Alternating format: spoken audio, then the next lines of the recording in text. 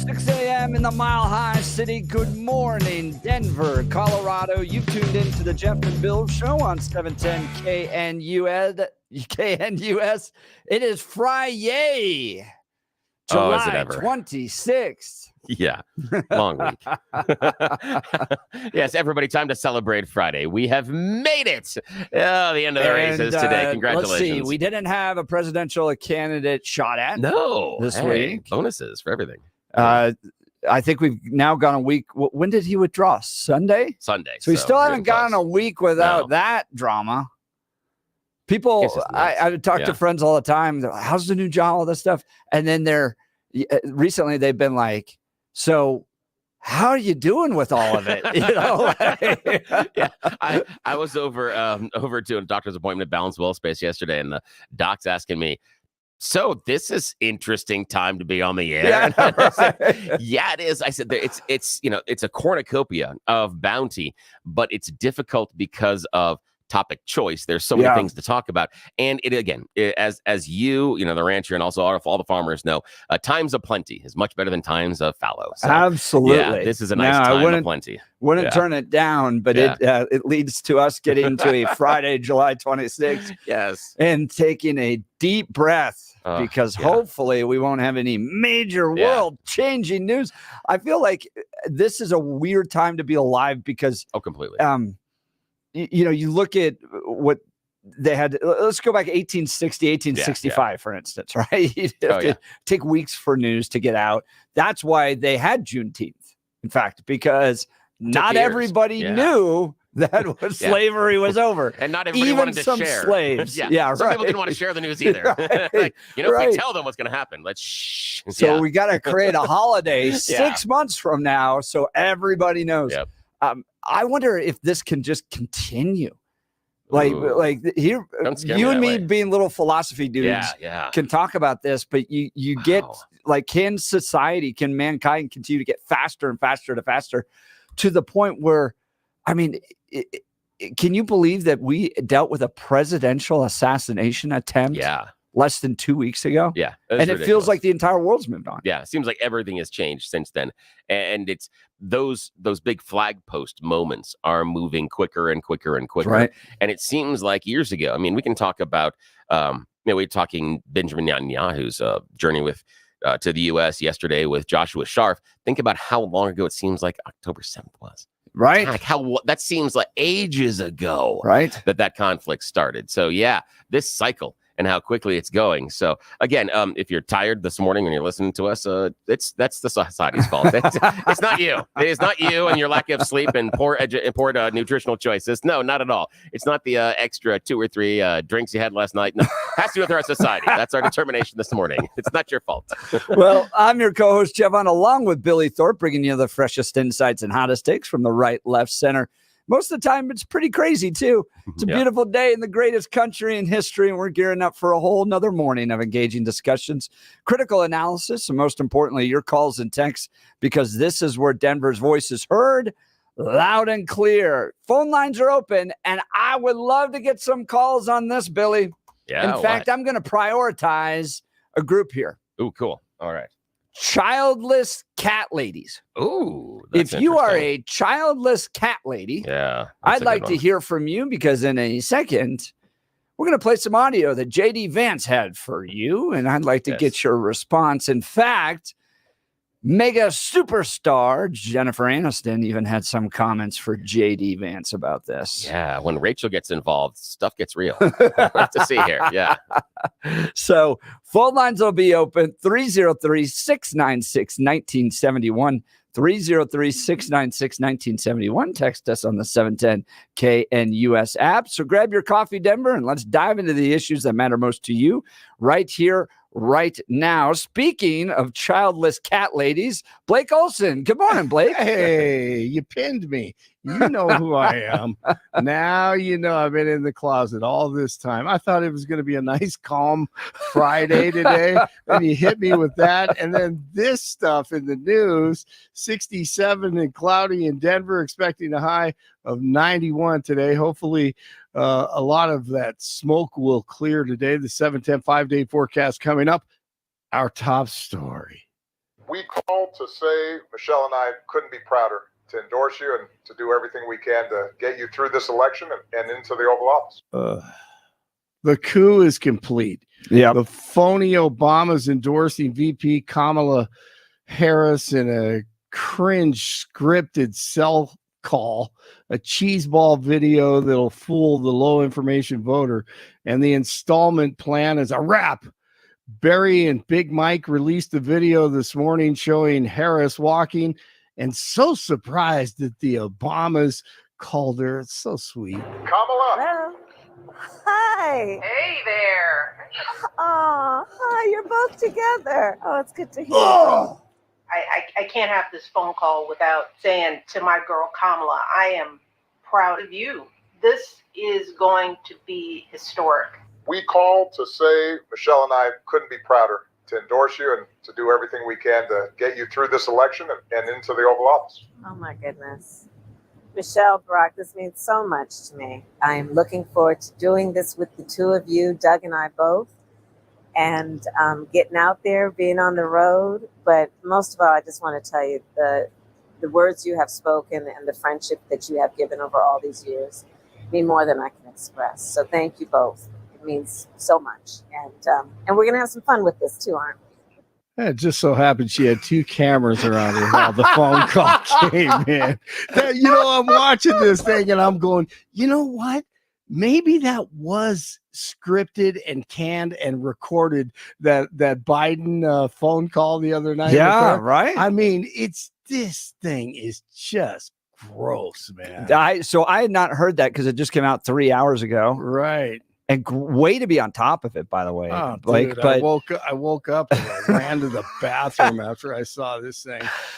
So when I heard that just now for the first time, I went, that reminds me of when my grandparents or my parents call their grandchildren on their birthdays. Yes, absolutely. Well, No, hey but- there, little Oh, guy. my God. Happy I can't birthday to you. Oh, it's so sweet. I can't believe he called me.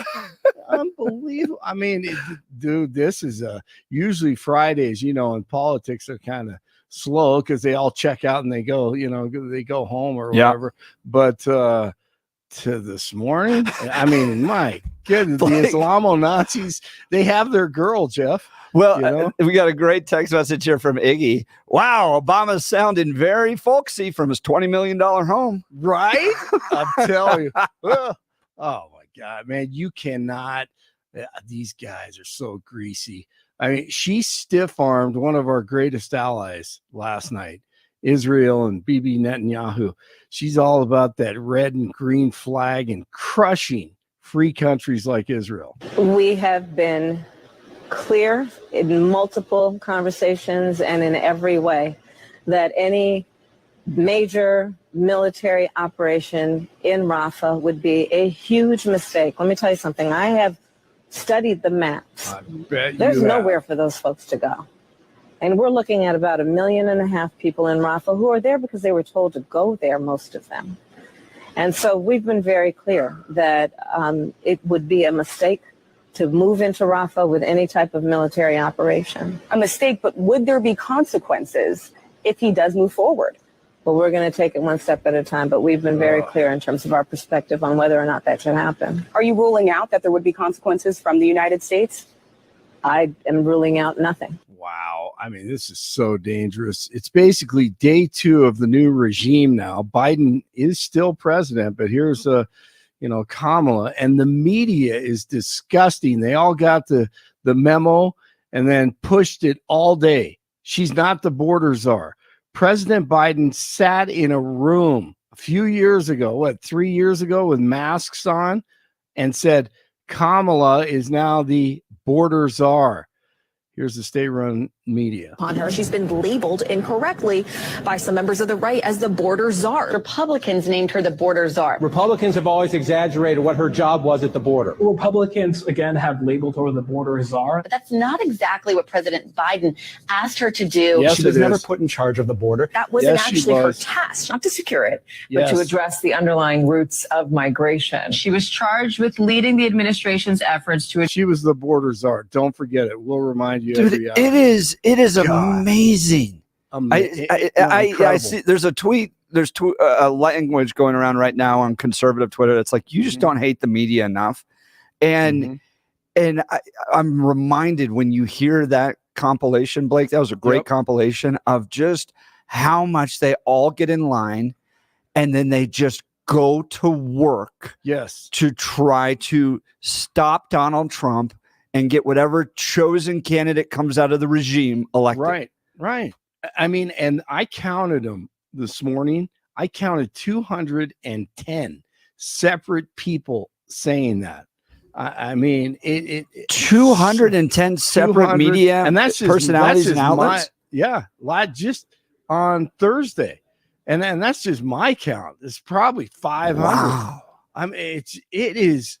I mean, you have to know this. I mean, it is day 2. You see it. It's right in front of us. And the whole democracy thing, destroying democracy, that's exactly what they're trying to do.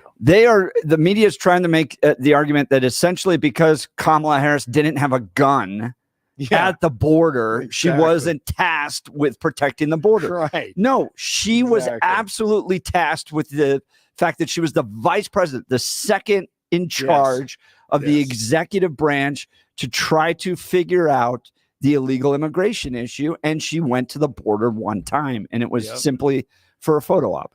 And Kimberly Cheadle's not responsible for the assassination attempt in Pennsylvania. I mean, give me a break. This is just everyone needs to know this. We can go on and on and on, and we will, because she needs to be exposed. And all of a sudden, she's the tough girl. She's the tough guy on all this stuff. She went from giggling and cackling 2 weeks ago, and we've shown it all. But now, I mean, she is definitely one of the most dangerous people in politics, and on the left. French officials say the National Train Service has been targeted by several malicious acts ahead of the Paris Olympics, which kick off today, the opening ceremony for the Summer Games this afternoon in Paris. This morning, French rail officials said arson attacks aimed at paralyzing the high-speed line network forced a number of trains to be canceled. Terrorists, the ones who Harris supports. Yes. Golden Police searching for suspects after the U.S. Marine Corps memorial was vandalized. The memorial was found covered in spray-painted graffiti early Thursday, including the words, "Free Gaza." Police say there aren't any security cameras in the area, which could make the investigation difficult. The state's largest utility is trying to calm fears of power shutoffs. Xcel Energy says it has no planned outages, despite automated phone calls going out to more than 1.5 million Coloradans. Only 350,000 have received the messages so far. They urge medical customers to enroll in the assistance program to get advance notice of a shutoff.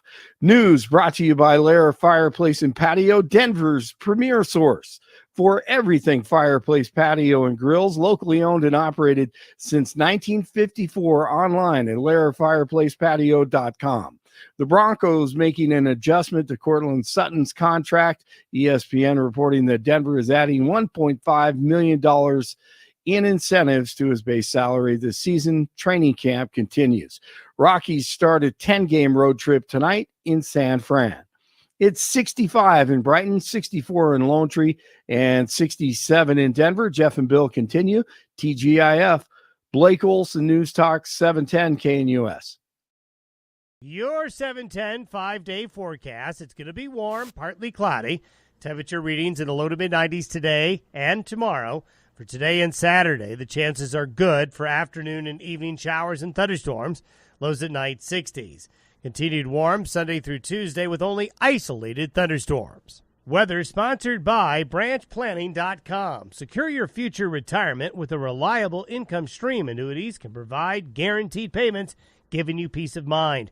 Get your complimentary review at BranchPlanning.com or call 720-651-9800. Meteorologist Don Day in the 710 KNUS Weather Center.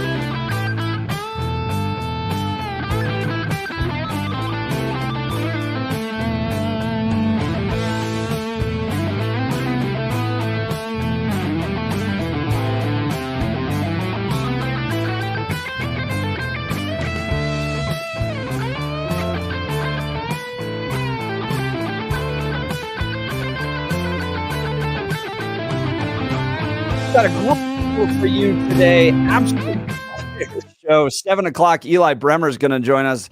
Eli is ready to step into the role of GOP chairman if the Central Committee votes to oust Dave Williams over the weekend. We'll talk with Eli about that. 7 o'clock hour. 8 o'clock. Justin Folk joins us. Justin is the director of the new going to be smash hit movie Am I Racist with Matt Walsh. If you remember the previous film he did, What is a Woman? That was Justin as well. Incredibly talented director and filmmaker that lives here in Colorado. He's going to join us in the 8 o'clock hour. And then Vance from the Heritage Foundation going to give us the true insight behind Project 2025. And you hear the left and all their conspiracy theories about the right-wing takeover of the country and the dismantling of our Constitution. Well, we'll get the real truth behind Project 2025 in the 9 o'clock hour. So a show you're not going to want to miss a minute of it. But first, we got to get to Jennifer Aniston, big mad over J.D. Vance and these remarks. How does it make any sense that we've turned our country over to people who don't really have a direct stake in it? What he's saying is that we're effectively run in this country via the Democrats, via our corporate oligarchs, by a bunch of childless cat ladies who are miserable at their own lives and the choices that they've made. And so they want to make the rest of the country miserable too. And it's just a basic fact. You look at Kamala Harris, Pete Buttigieg, AOC, the entire future of the Democrats is controlled by people without children. And how does it make any sense that we've turned our country over to people who don't really have a direct stake in it? Jennifer Aniston responding, J.D. Vance says women who haven't given birth, like Kamala Harris, are, quote, childless cat ladies who are miserable at their own lives and have, quote, no direct stake in America. I truly cannot believe this is coming from a potential VP of the United States. All I can say is, Mr. Vance, I pray that your daughter is fortunate enough to bear children of her own one day. I hope she will not need to turn to IDF as a second option because you're going to take that away from her too. That's not true, but Jennifer Aniston brought that up. Now, Megyn Kelly responding yesterday saying, where was Jennifer Aniston caring so much about women when dudes were showing up to compete in women's sports? I think that's a little bit of a side argument there, but my question for listeners today, because this is where you're going to see one of the biggest divides in politics between the ladies and the dudes. Gallup had a survey recently that looked at this development, the fact that the gender gap in politics is exploding. Women are getting far more progressive and men starting to get more conservative. And that's going to have lots of implications, okay? Because number one, most people don't marry outside of their political beliefs. Now, it does happen. It does happen. There's no law against it. Of course, you can get married outside your political beliefs. But most people tend to marry with somebody that aligns with their values. And their values oftentimes pours into politics. So Brad Wilcox at the University of Virginia has been looking at this, where this divide that's taking place between men and women politically is actually going to have huge implications for marriage, because it means that people might not be getting married as much. The other thing that I found really fascinating, this also comes from Brad Wilcox out of the University of Virginia. He's one of the most brilliant guys when it comes to studying marriage in our culture. He's been on this show numerous times. The next generation, young adults, especially young women, say they are unlikely to have kids, and that is surging. So are we going to become a nation of childless cat ladies, as J.D. Vance would say? And is this going to be a big problem for our country? Give us a call, 303-696-1971, or text us on the 710 KNUS app. Billy, what'd you think of J.D. Vance when you heard the childless cat ladies? It's entertaining. Also dumb. I mean, really dumb. And here's why. Kamala has kids. She has stepkids. And so the idea that she's childless, and Buttigieg and his partner have adopted. Again, I'm not sure the timeline of when Vance did, but I know this is 2021. And I know Buttigieg adopted in 21. So the idea being, that's weird that the two people he holds up as examples actually are parents. It sort of disproves his entire narrative about the idea that these are childless cat ladies. They aren't. Both the people that he specifically cited in his example have kids. That's weird. But, that's maybe it was too difficult for JD to do the research and figure that out. But that's okay. We'll give him a pass on that. As far as the liberals, the weird part is, if you look at the changes inside of the study that you cited, women are getting more liberal, and it's not that men are countering by getting more conservative. They're getting slightly. Not a lot, but slightly. Not at the same rate not that girls even are. Close. Yep. They're not even close. In fact, most of the time, men are holding steady. There are some changes lower in the later demographics and the younger kids. But I'm not sure why we would be surprised about this. And here's the, I brought this up before, but here's the argument. Why would we be surprised that women would make the decision to not have kids when we as a society punish them for that? Mm-hmm. And what I mean what do you mean by punish them? What I mean by that is that the narrative in our society is, if a woman takes time off to have a child, she now relegates herself to a second-class salary for the rest of her entire life.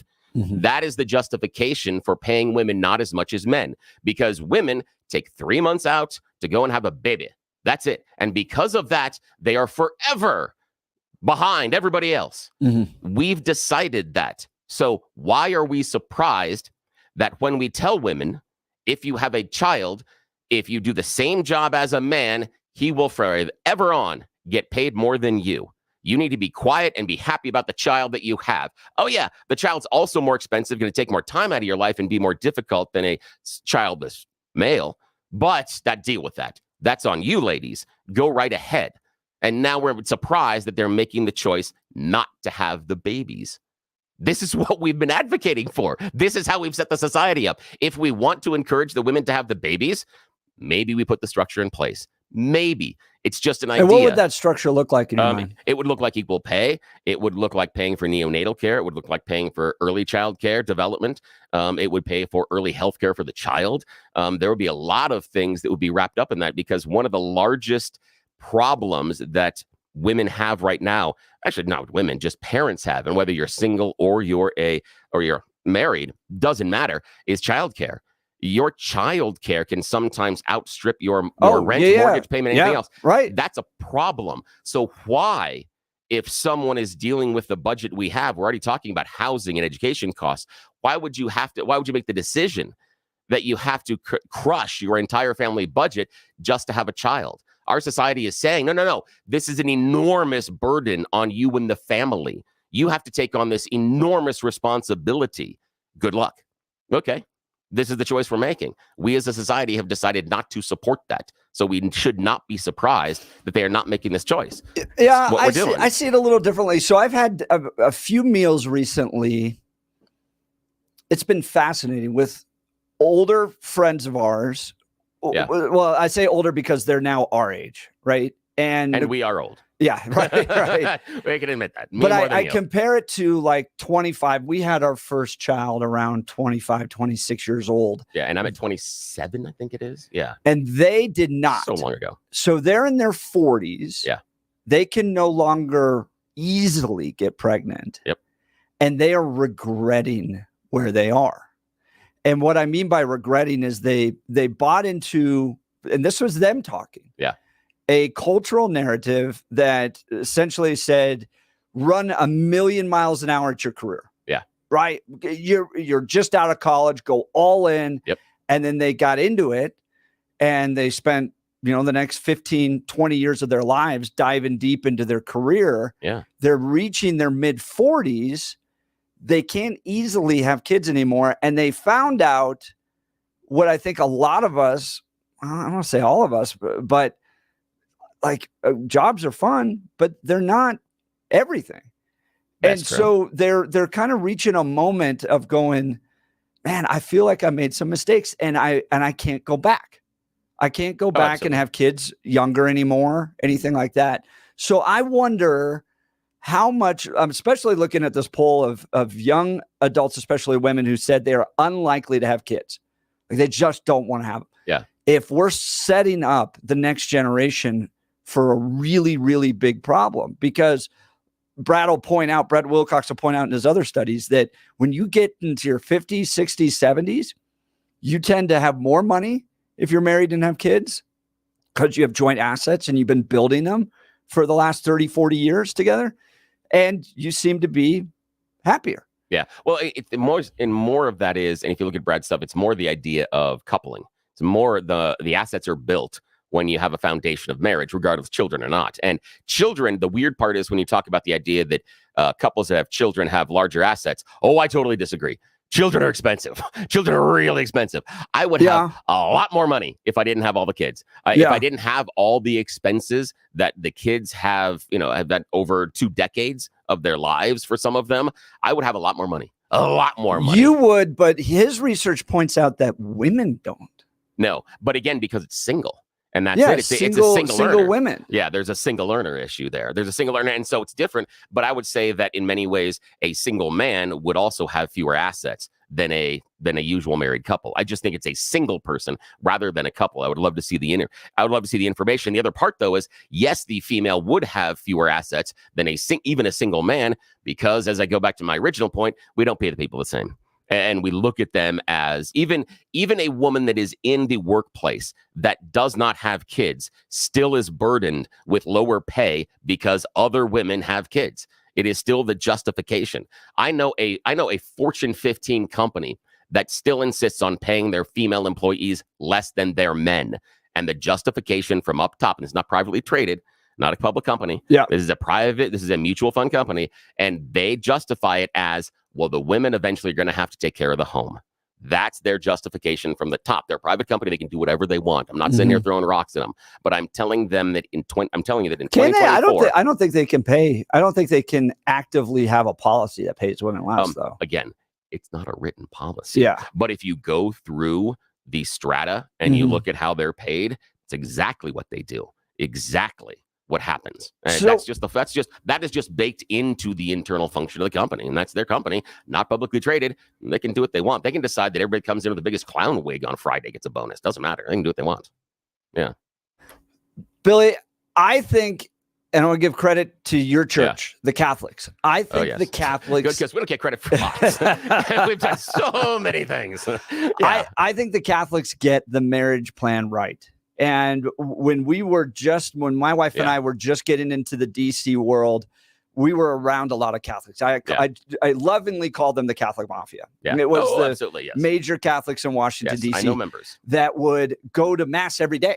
That level of commitment. Every day at noon, they go to mass. I know those people. Yes. Right. Yes. And there's my family. There's a good portion of them that run Washington, D.C. Yep, absolutely. So we were around them. I worked for Rick Santorum. We would hang out. And I remember one time I was riding with, I'd just gotten married, and I'm riding with Rick and taking him up to a speech. And he turns to me and he goes, "Jeff, you're not on that birth control crap, are you?" And I was like, "Oh, so this is an interesting conversation with the senator." But this is weird. Yeah. But, are we going to check each other for warts later or something? This is very strange. But he's like, "You're not going to poison your wife." I was talking to a lady that she's later in life now, and she was on it as well. And she just said, "I regret what I did getting on it. I think it poisoned my body. Later in life, I can't have kids." So I guess what I'm bringing up out of all of this is our culture. Have they promoted a narrative of kind of run out there, chase the career, forego having kids? You have a next generation of coming up, especially of young women going, "I definitely don't want to have kids." Are we setting them up for failure later in life? And are they buying into lies from a culture that says it's going to be great? Having a career and never having kids is absolutely fantastic. You should dive into that because you're going to have all this freedom. And I wonder if they're going to get to 40, 50, 60 years old and go, "Well, crud," because I'm starting to have those conversations now with people going, "I did it." And Ben Shapiro brings up an example of basically going, "You're going to spend the rest of your life editing footnotes in a law firm? Yeah. Like that's a great life to you. Yeah. Not having kids, not having them young. I think especially when I talk to college students, I tell them you're never going to have enough money for kids. No, you're never going to get to a place where you're like, I feel financially secure enough to have a child. Yeah, you'll never have that conversation with your significant other saying, we now can afford this. Right. That is not a conversation that'll ever So occur. I say to those kids, just jump, get married young, have the kids young. And then I understand that because my wife and I talked about this when we first had kids too, that you're going to have to work really hard and most of the money is going to go to somebody else to raise your kids. So stay home, have somebody stay home. Yeah, that's the problem is that's not affordable anymore. We used to, and I wish I agree with you. And that's the problem is this is such a really fun conversation. So interesting. There's so many levels to it because as a society, we don't want to support a single family earner anymore. And when we talk about the idea of make America great again, part of the thing that we call back to is 40s, 50s, 60s, 70s. Those were single earner times. I remember during the 80s when it was after the yuppies as the trend, then it was the dinks, double income, no kids. That was a huge trend. It was all of a sudden you had these double income earners and what they were able to do, and they didn't have the kids as far as the economic drain, and stress. But still, the idea they were able to build the assets, and that's where we've gone. The idea, think about average employment, and I'm not talking about. I'm just talking the average worker in America can't afford to have a family on one income. It can't happen. So that's part of the problem we have too. So I agree. You can't turn around and say, well, it would be best to have someone stay home. That is fantastic. In fact, the weirdness in this side of radio business, that was one of the advantages that this gave me because I work off hours. I was able to be home during a large portion of the time with some of the kids. Yeah. There's a point where I remember having a conversation. Oh man, this goes back. This is maybe 12 years ago with someone talking about he was denigrating me doing the woman's job because I was working. I was working starting at 8 o'clock at night until 2 o'clock in the morning. That was my shift. And I came home, I slept, and I got up in the morning and got the kids ready. And I was with our one youngest daughter who was at home all day before kindergarten. I was Mr. Mom the entire day. I did the cleaning. I did all the laundry. I did all the grocery shopping. The reason that nothing was folded was absolutely my fault. 110%. But I did all of that. So I understand that split, and it is a huge advantage, but we can't afford it unless you have weird careers like me. We can't do it. You can't afford it. You can't buy a house these days. You can't have a single income. You can't have dad go work 8 to 5, come home, shut it off. I mean, it is a challenge, but I'll wrap with this because we got to get to a break, but give us a call, 303-696-1971. I think we as a culture are making a big mistake by saying, don't have the kids or wait till real later in life. Go chase that career all through your 20s and 30s. I said this to the college students I've worked with for 8 years at CCU, and I firmly believe it. Get married young, start your family young. You're not going to have enough money. You're going to have to scrape by. It's going to be stressful, but I think it's going to set you up better in your 50s, 60s, 70s, and you're going to have a more enjoyable life. You're going to be a young parent as opposed to an older parent.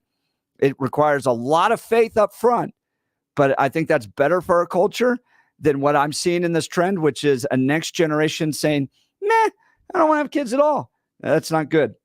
I want to talk to you all about Empower Home and Gay Ribble. If you're considering selling your home, go with the team that is going to not only give you top-level service, but will also help you earn more from the sale of your home than any other agent. Gay Ribble is proven to get more for her sellers because they have ready buyers looking for a home in your area. They don't just make this claim. They can sit down and actually show you their list of over 14,700 buyers. This gives you an immediate advantage. Sure, you can hire any agent to sell your home, but isn't it all about how much you can put in your pocket after closing? The Empower Home team specializes in making sure you get the most amount of money. They will sell your home at a price, or Gay will buy it, guaranteed. Reach out to my friends and realtors, Gay Ribble and the Empower Home team of Keller Williams. Call 833-301-SOLD or go to gayhasthebuyers.com. That's GAYE hasthebuyers.com. We'll get to your calls and texts. You're listening to the Jeff and Bill Show. News Talk 710 KNUS. At this hour in Berlin, I'm Trent Murray, and here are the top stories we're following. Well, next time you have a celebration, you may have to pay a little bit more for your bubbly. Haley Bianco explains from New York. France's champagne producers have called for a cut in the number of grapes harvested this year, after sales of the wine fell more than 15% in the first half of the year, as customers tighten their belts due to uncertain economies around the world. Champagne shipments in the first half of 2024 reached 106.7 million bottles, down 15.2% from a particularly high level recorded over the same period of 2023 and closer to the level in 2019. Harvesting is expected to begin in mid-September. The Secret Service has outlined its security preparations ahead of the Democratic National Convention in Chicago next month. The DNC will meet August 19 to 22 at the Windy City's United Arena and McCormick Place, with state and federal authorities saying maintaining safety across the two venues is their top priority. The pledge comes just weeks after the assassination attempt on Republican candidate former President Donald Trump. The agent in charge of overseeing safety at the DNC said what happened in Butler, Pennsylvania must, quote, never happen again. And that's what you need to know at this hour. I'm Trent Murray in Berlin on Salem News Channel.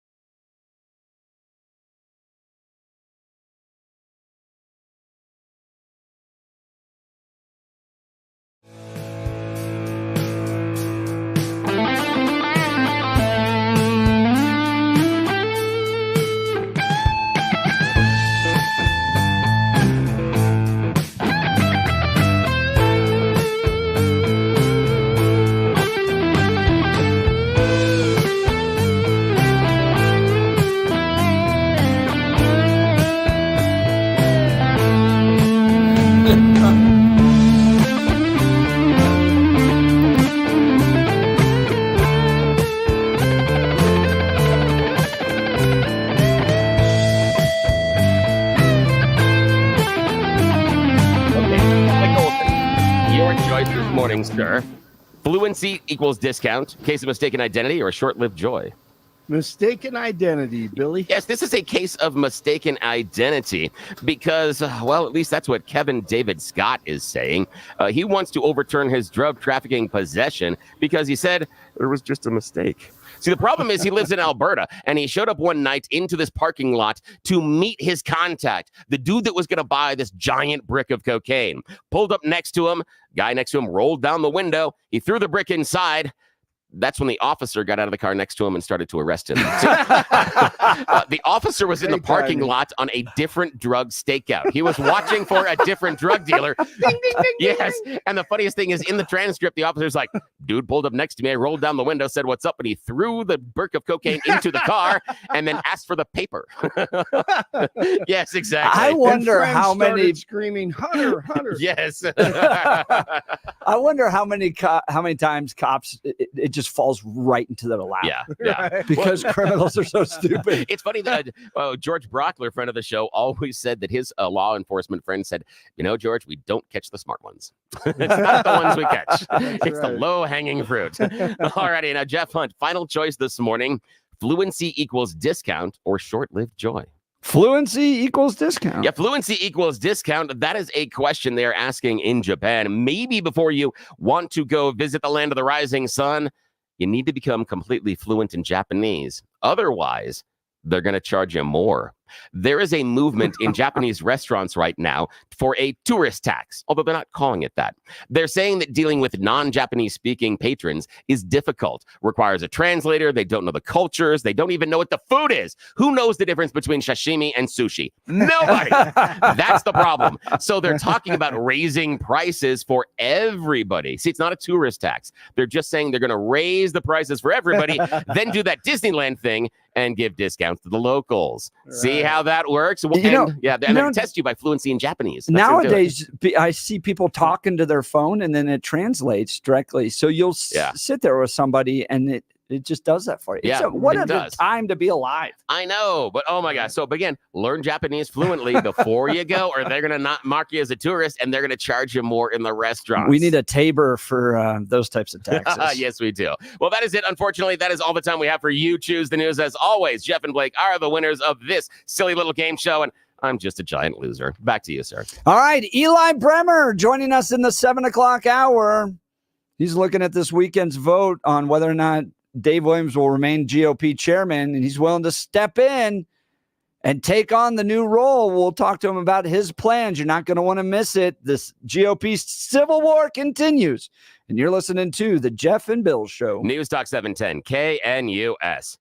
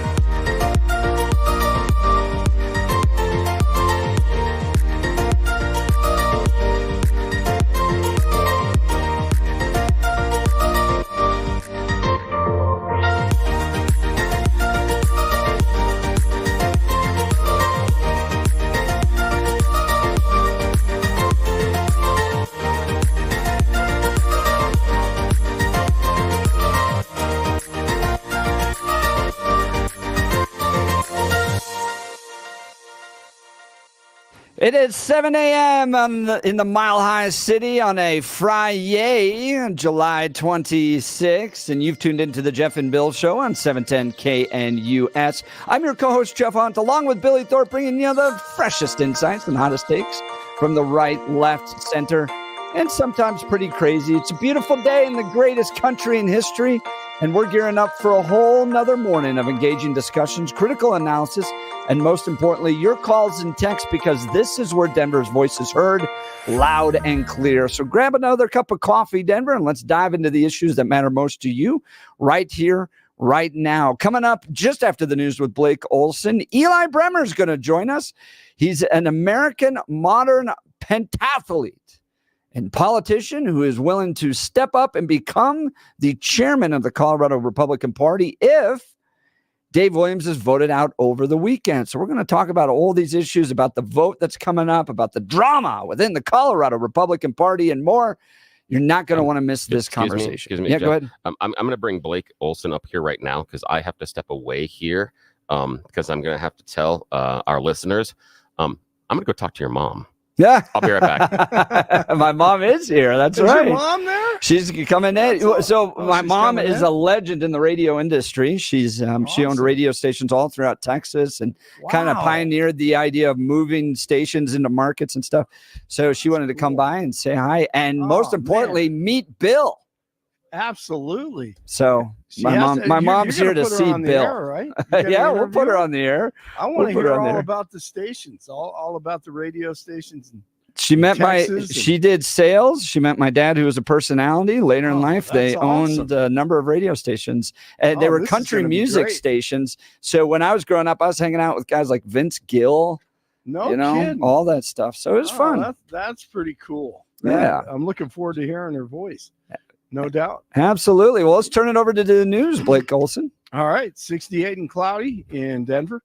Expecting a high of 91 today. Just popped outside for a second and saw some blue sky. Man, that is beautiful to see as the smoke clears out. Hopefully today, but it will be cloudy today. Also, the 7-10 5-day forecast coming up. Our top story, police investigating an incident in West Denver where shots were fired this morning on Sheridan near Lakewood. No injuries reported at this time. We called to say Michelle and I couldn't be prouder to endorse you and to do everything we can to get you through this election and into the Oval Office. Folksy Obama, the installment plan is complete. One of the callers or texters said that, and it's so true. The sweet Obama is endorsing VP Kamala Harris in a cringe scripted cell call, just a slimy video that will fool the low information voter. Harris walking down the hall and so surprised. Kamala. Hello. Hi. Hey there. Oh, hi. You're both together. Oh, it's good to hear you both. I can't have this phone call without saying to my girl Kamala, I am proud of you. This is going to be historic. We called to say Michelle and I couldn't be prouder to endorse you and to do everything we can to get you through this election and into the Oval Office. Oh, my goodness. Michelle, Brock, this means so much to me. I'm looking forward to doing this with the two of you, Doug and I both, and getting out there, being on the road. But most of all, I just want to tell you the words you have spoken and the friendship that you have given over all these years mean more than I can express. So thank you both. It means so much. And we're going to have some fun with this too, aren't we? And great job. It was just like we talked about in the meeting last night. So will there be a debate between Harris and former President Freedom? That's Trump. Previously agreed upon September 10th debate. He agreed to that previously. Now it appears he's backpedaling, but I'm ready. And I think the voters deserve to see the split screen that exists in this race on a debate stage, and so I'm ready. Let's go. Well, you got that right. USA on one side and Marxism on the other. They hate democracy. They just proved it in the coup. It is finished. They also hate everything about the West and free countries like Israel. She's all about that red and green flag and Hamas supporters. We have been clear in multiple conversations and in every way that any major military operation in Rafah would be a huge mistake. Let me tell you something. I have studied the maps. There's nowhere for those folks to go. And we're looking at about 1.5 million people in Rafah who are there because they were told to go there, most of them. And so we've been very clear that it would be a mistake to move into Rafah with any type of military operation. A mistake, but would there be consequences if he does move forward? Well, we're going to take it one step at a time, but we've been very clear in terms of our perspective on whether or not that should happen. Are you ruling out that there would be consequences from the United States? I am ruling out nothing. Oh, my goodness. Day 2 of what they hope is the new regime. Biden is still the president, and the media is just gross. They got the regime's memo. Harris is not the border czar, even though she is and was.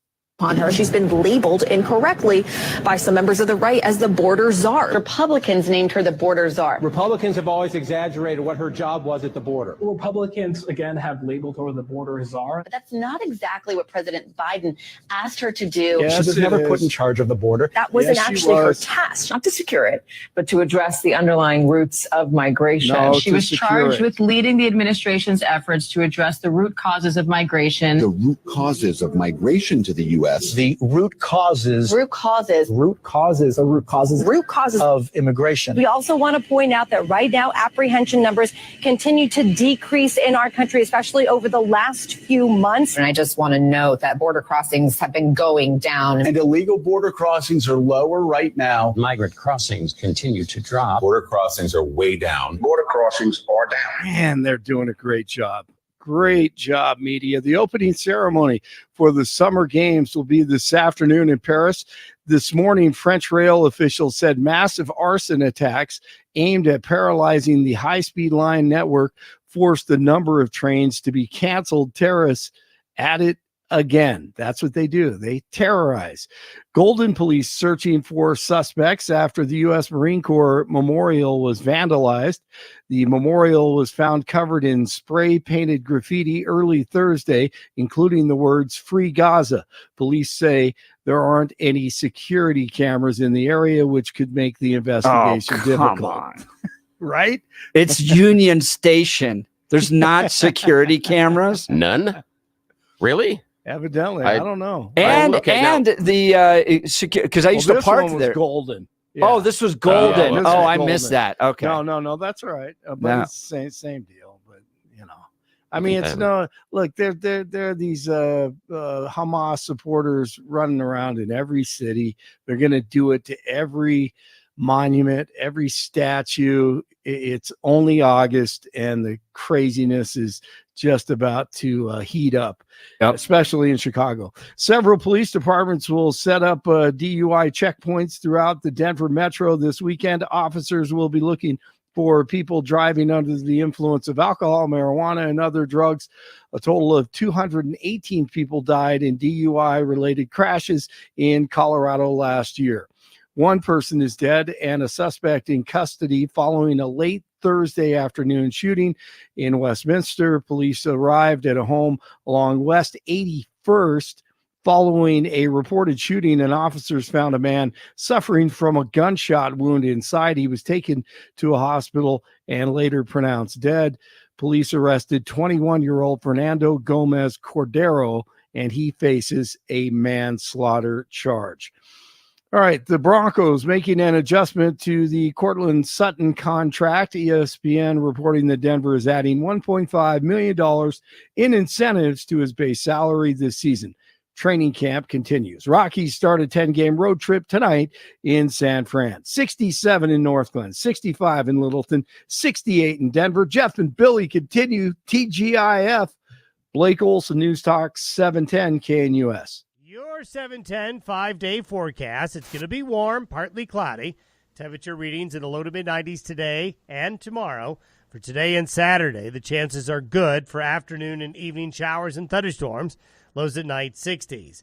Continued warm Sunday through Tuesday with only isolated thunderstorms. Weather sponsored by branchplanning.com. Secure your future retirement with a reliable income stream. Annuities can provide guaranteed payments, giving you peace of mind. Get your complimentary review at branchplanning.com or call 720-651-9800. Meteorologist Don Day in the 710 KNUS Weather Center.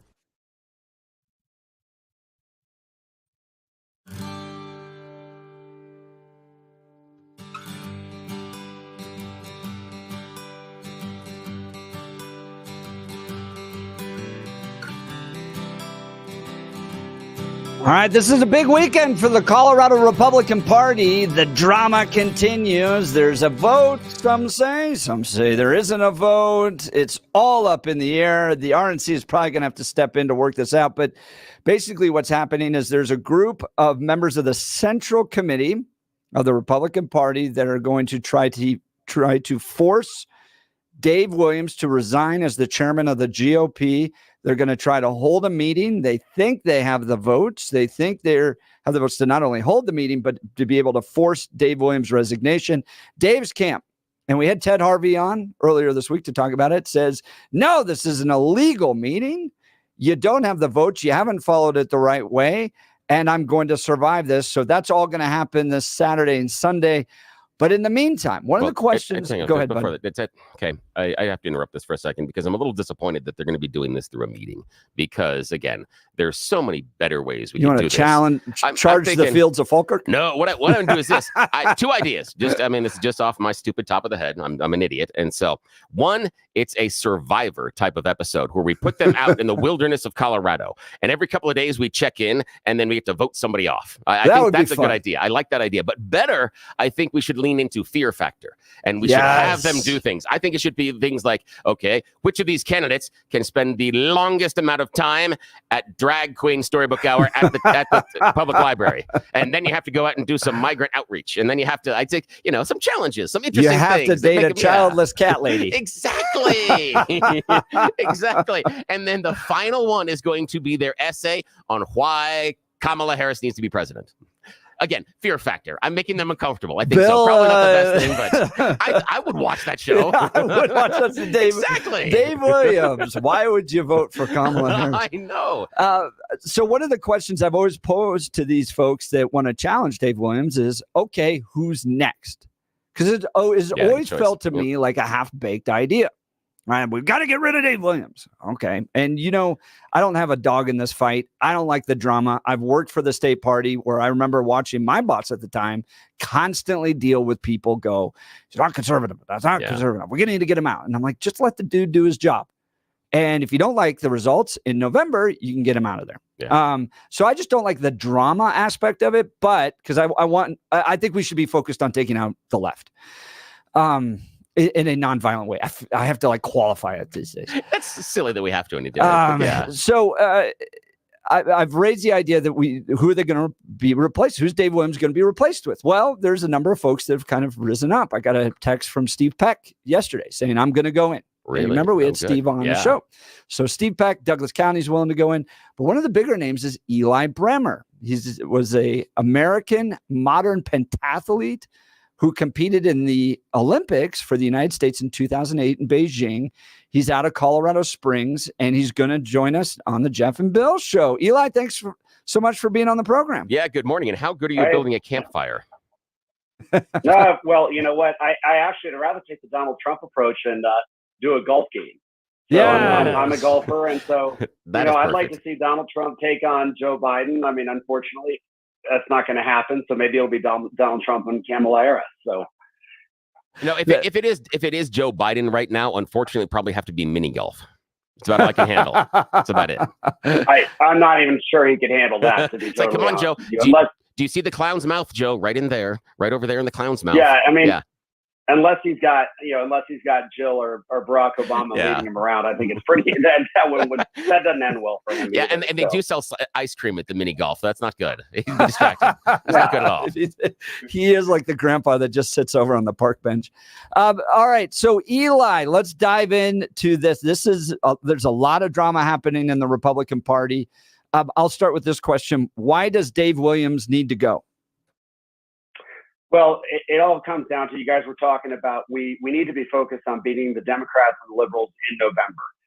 The party has gotten to such a dysfunctional state right now that it is not doing that core job. It has spent the entirety of the current chairman's term attacking Republicans, causing chaos, wasting money on endless legal battles and things like that they cause themselves. We are today 102 days from the conclusion of the general election, 81 days before your listeners get their ballots. To date, the state Republican Party has not done anything to coordinate with the candidates in the 3rd district and the 8th district, our 2 competitive U.S. congressional seats. A couple days ago, the RNC announced $50 million that they pushed down to state parties like the California Republican Party and Oregon Republican Party. They got disbursements. Colorado's not getting a penny. Donors have refused to give the money because there's no transparency in the party right now.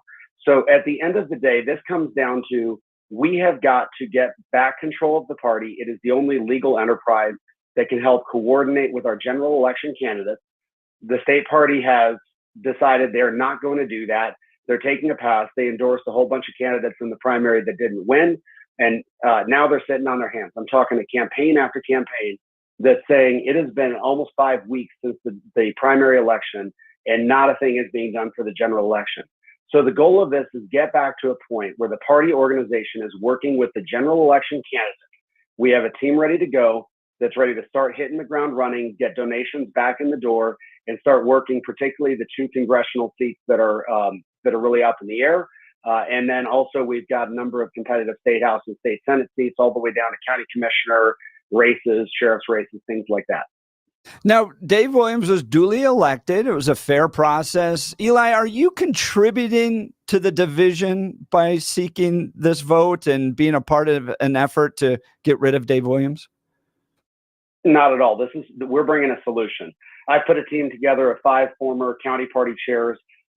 Several of us have had experience working at the state office. We're bringing a solution.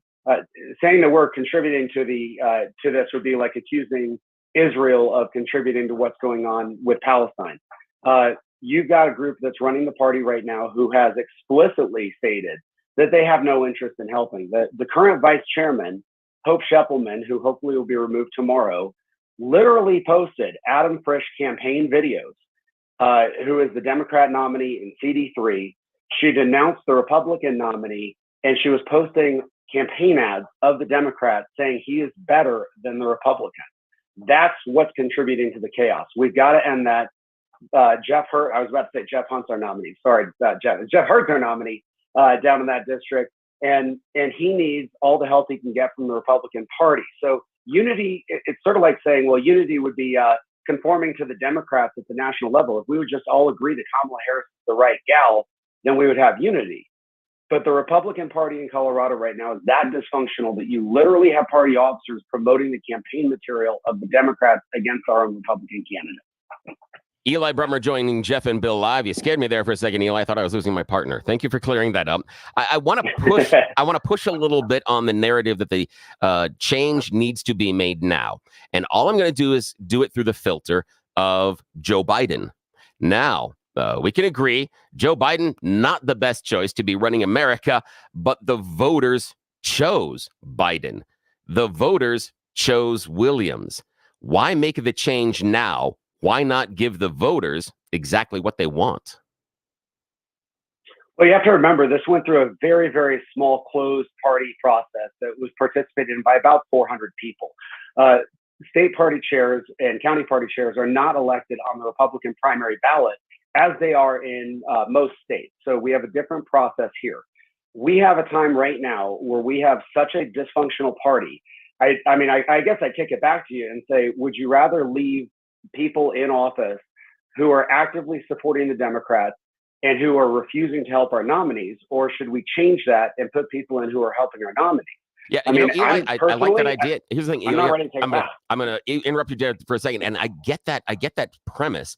The issue being, and with Jeff and I, and everybody having kids in the conversation, the question I've got then is: you have children that at times don't turn in their homework. And you don't turn in and say, well, we need to move him out of class. We need to do this. We need to create this because the child is creating this issue. You try to get them the help to pass the class. And what I'm worried about is the Colorado GOP. I understand the necessity to have a strong, functional ground game heading into the fall.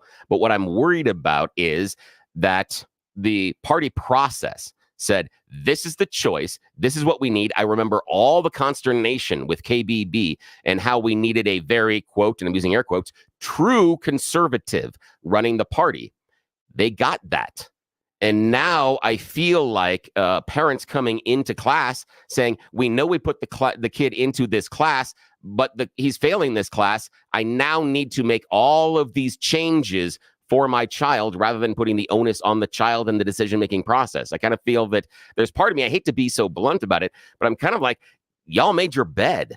Why now should there be some grace and some change when this is the choice the party made? Shouldn't the party have to lay in the bed that it made? Your thoughts on that?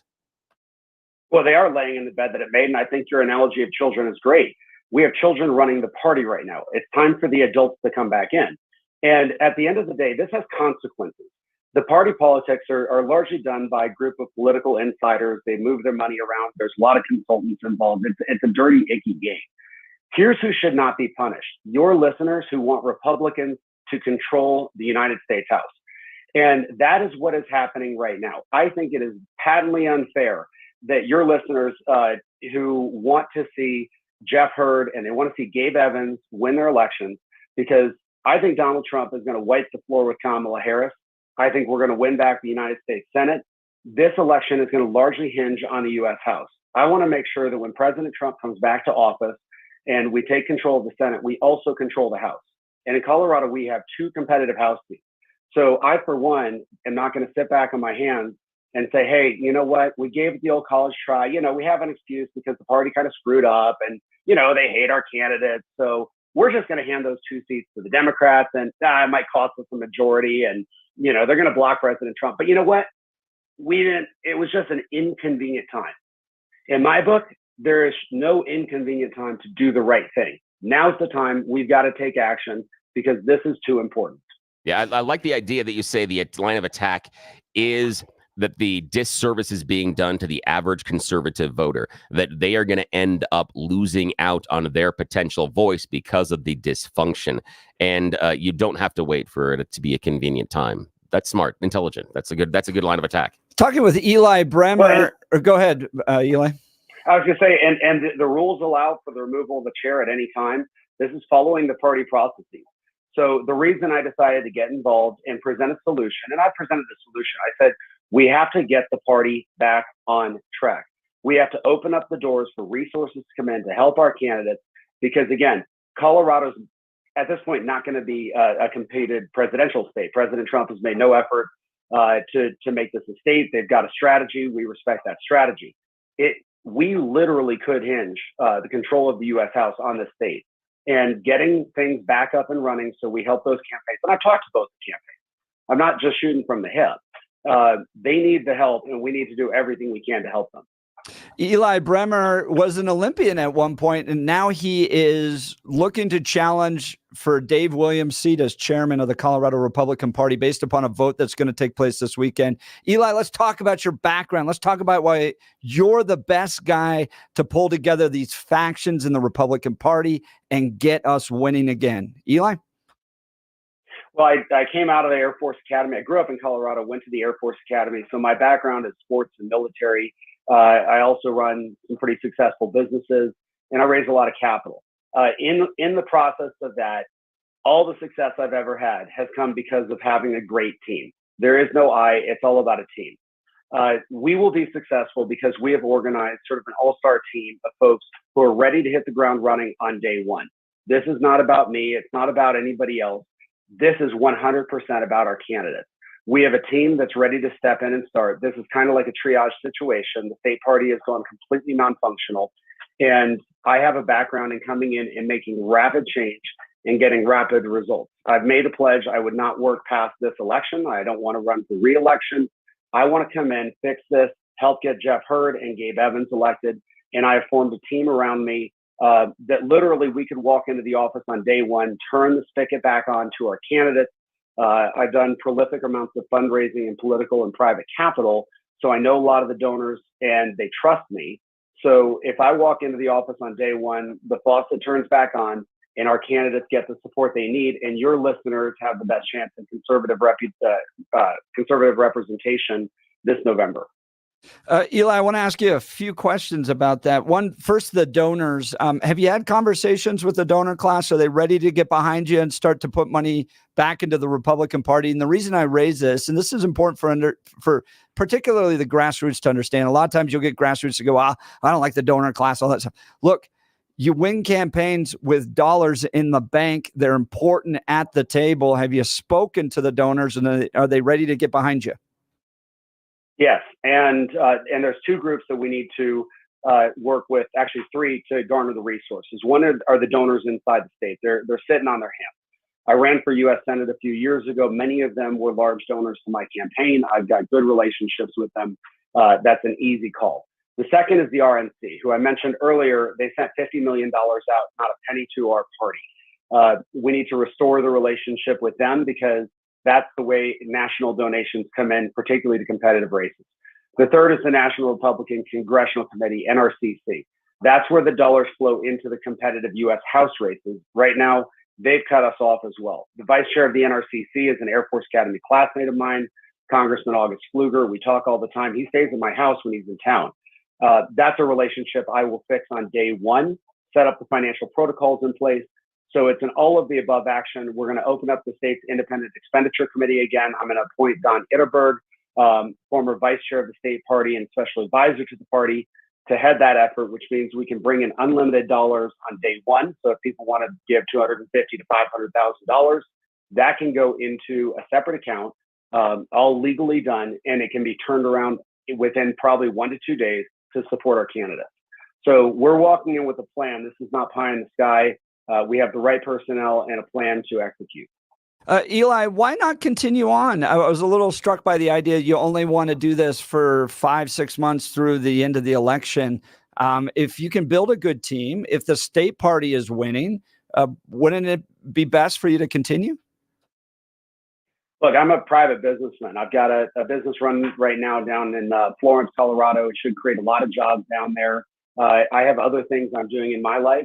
I view myself more as the ER triage doctor, not the hospital administrator. And when you have a mass casualty event, you listen to the ER doctor. He's the right guy to be there for a little bit, and then you turn it back over to the guy or the gal that can run the hospital for the longer term. So for where I am in my life right now, and what the problem that we're facing is, I can offer a short-term solution. And then I think the party should go back to the effort. They should think about how we got to this place. People should propose 2-year to 4-year get well plans, and then that should go through the party process. Eli, we're getting some text messages in from, I believe, supporters of Dave Williams, at least pointing out the fact that you haven't won in the past politically. Can you talk about that and respond to that critique? I completely disagree with that. I have helped more campaigns around the country than I can count. I've helped with the national parties. I was a spokesman on the Trump campaign in 2016, which, if I recall right, he won. So, I've run one time for United States Senate. In fact, when I was kicked off the ballot, the National Republicans, the NRSC, had me polling inside the margin with Michael Bennet. So I've done a lot of work. And, as an athlete, I'll tell you this. Everybody talks about, yeah, you're an Olympian. You know what? I lost 90% of every sports event I ever went to. So it's Michael Jordan talks about that. He missed more shots than he made. But at the end of the day, politics is like that too. And I've had some failures. I've had some successes. But this is all about bringing the right team together. And our team is absolutely fantastic. We have a lot of experience, and we'll step in on day one and get this fixed. Talking with Eli Bremmer, he's a former Olympian who's willing to step up and become the chairman of the Colorado Republican Party if the vote goes this weekend to remove Dave Williams as chairman. So, Eli, if the vote remains with Dave, let's say we even have a split or a close split and it leans towards Dave, Dave gets it and remains chairman, are you going to do work to try to help Gabe Evans and Jeff Hurd, even if you're not chairman of the Colorado Republican Party? Of course, because I'm already doing it. I've helped both of them with fundraising directly. This is not about, this is about using the party as a vehicle to help them. But my true north is that we have to help them. Right now, they're not able to run donations through the party, which is really severely handicapping their finances. We need to unshackle them and help them out. But you can talk to both of them, and they'll tell you I've helped them not only directly with donors who I've said please contribute to them, but also nationally. In fact, Gabe a couple days ago was with my friend August Fluger, raising money across the country. So I'll be helping them no matter what. It's just that this is the best and most efficient way to help them out. I want to pivot here in the last few minutes. Let's talk Olympics. What was it like to be an Olympian? It's an amazing experience. I'm not going to lie. Today is the opening ceremonies. It's also a little bit of a dumpster fire over there right now. I was texting my good friend Keith Sanderson, who's competing in his 4th Olympics for shooting. He's stuck at the airport because of the attacks on the trains. He's been there for 2.5 hours, so much opening ceremonies. But America is well respected around the world. I'll never forget walking into the opening ceremonies in Beijing, China in 2008, and we're all just chanting USA, USA. It's kind of like a Trump rally, but it's sports.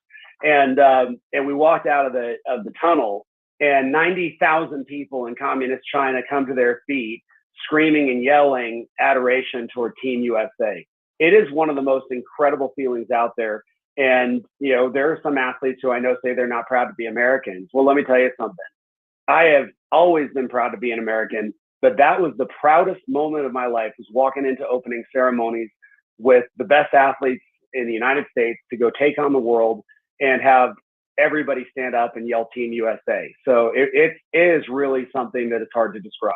Oh, now, Eli Bremmer, I want to go a little bit deeper with that one. What is something about competing in the Olympics that Jeff, myself, and our listeners don't realize or understand? What's something the average person doesn't get about that competition, something you discovered? Competition brings out friendship, and weird friendships. So I developed strong friendships all over the world that I keep in touch with to this day. David Svoboda from the Czech Republic came and moved into my house for the 2012 Olympics. He went on to win the gold medal, came back and stayed with me again after that. So while there's a lot of competition, it's not fierce. These athletes are just cutthroat competitors on the field of play. But the truth is, at the super elite level, they're also pretty close friends. And so it's not a grudge match. It's a fierce sporting competition. And at the top levels, it's actually much friendlier than people would think. Talking with Eli Bremmer about today's opening ceremony, the Olympics, and then the vote this weekend to possibly remove Dave Williams, the GOP chair. We're going to continue to track all of this. There'll be a lot of news on Monday. If you are the new GOP chairman, I hope you'll continue to join us, maybe possibly join us on Monday, talk about what the vote and the results and all that. So I hope you'll continue to follow up with the Jeff and Bill show. But I really appreciate you taking the time to be with us today and answer some of the tougher questions. Yeah, thanks so much. Yeah, absolutely. And remember, USA, USA, USA. That's what this is all about. That's right. That is right, man. What a patriot. Eli, thanks so much for being on the program. Look, summertime is a time to feel and look your best, but I'm not talking about your abs or tans, guys. I'm talking about your hair. Restore that bald spot, reverse your receding hairline, or add volume to thinning during Advanced Hair's once yearly summer savings event. Advanced Hair's simple one-day treatment begins to regrow your own natural hair the very next day, and they guarantee your new hair will grow. There's absolutely no one I trust more than Dr. Tanya Pauls and her team at Advanced Hair. Take advantage of your flexible summer calendar and get the most hair for your dollar. Advanced Hair's summer sales event is on for a limited time, so get the details and schedule your free consultation today. 720-459-HAIR. One-day treatment, life-changing results with Advanced Hair. Your new hair is guaranteed to grow and will grow for life. Check out their incredible before and afters and take advantage of their best offer ever. That's 720-459-HAIR or advancedhair.com. That's 720-459-HAIR or advancedhair.com. Coming up next, my mom's in the studio. That's right. You can hear from Janice, who came in to see Billy. Yeah, she said that she and I had to talk after the show about you. Yeah, that's There's right. a discussion we need to have that you've been a naughty, naughty boy. So she'll be up next. You're listening to the Jeff and Bill Show. News Talk 710 KNUS. At this hour in Berlin, I'm Trent Murray, and here are the top stories we're following. Vice President Kamala Harris says the world cannot become numb to the suffering in Gaza. That statement coming as Israeli Prime Minister Benjamin Netanyahu holds talks in Washington. Sally Patterson has more. It's time to get a ceasefire deal done. That was Kamala Harris's key message, speaking after her meeting with Israeli Prime Minister Benjamin Netanyahu. The vice president spoke of her serious concern about the ongoing humanitarian crisis in Gaza and the devastating images coming out of the war zone. Also on Thursday, Netanyahu thanked President Joe Biden for his 50 years of support for Israel as a, quote, proud Irish-American Zionist. His visit brought thousands of protesters to the streets, demanding an end to the war. With just hours to go until the opening of the Paris Olympic Games, French authorities are reeling after what's been described as a major coordinated attack on the country's rail network. France's transport minister said the target of the attack was the high-speed TGV network, with arsonists allegedly cutting cables and lighting fires along multiple lines in the north, east and west of France. And that's what you need to know at this hour. I'm Trent Murray in Berlin on Salem News Channel.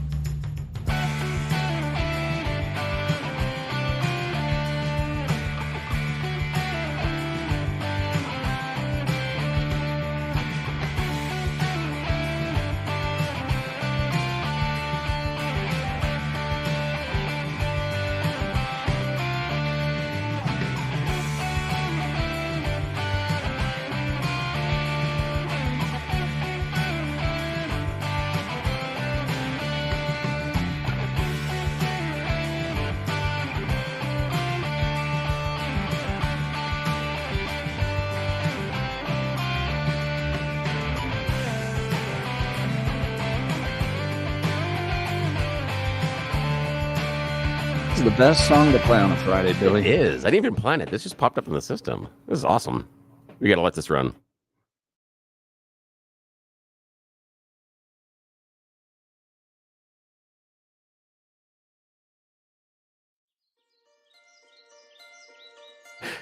I'm trying not to dance on camera. I am so... Billy, man. you can dance better than anybody at the RNC convention. I would love to see a video of a compilation of everyone who dances at either at the DNC convention or the RNC convention. Because it's just so bad. See, the thing is, I can't not move. I was a club kid. I spent hours and hours and hours and hours and all my weekends in clubs, and so I got no fear. I would love to see it. My That'd be threshold good. for public embarrassment is incredibly high. So yeah, I got no problem making a fool of myself and dancing. It is so hard for me not to dance along like this. I just want to sing along and dance. I mean, got to go back up here. Oh, I can't help it. So good.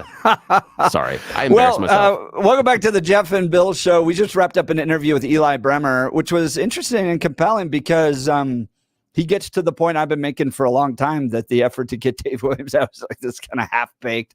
Oh, you just don't like him. Yeah. Okay. Well, for those of us who care about winning, what is your plan and who are you fixing them with? It's kind of just complaining about, like, we don't like Russell Wilson. Yeah, exactly. Well, what are you going to do about it? Yeah. What are we Who's gonna going to do? step into that role? So he's willing to step up, and we'll see what happens. Text messages kind of more still on the Dave Williams side. I think the base seems to still be with him and likes his bold leadership. And so we'll have to see what happens over the weekend. And that's kind of why I was asking Eli, when I'm picking sides, I'm not part of the Colorado GOP. They wouldn't have me if I asked. So it's okay. And probably a smart decision. But that's why I was asking him about, should the voters that picked Dave Williams allow to lay in their bed? Should this be, okay, you got to wait until the next election cycle. And if you choose poorly, well, you choose poorly. And if Dave somehow manages to turn the ship around and get those skeptics on board because of his performance, he should be allowed to do so. But I am an agent of chaos, so I understand hitting the panic button. I got 4 kids. You know how that is. You know that panic. It's like when you go out when they're really young and you have 3 and you have 4 of them, you're trying to count heads and you're like 1, 2, 3. 1, 2. I missed the same one twice. Okay, emergency. It's kind of that. I understand the emergency call.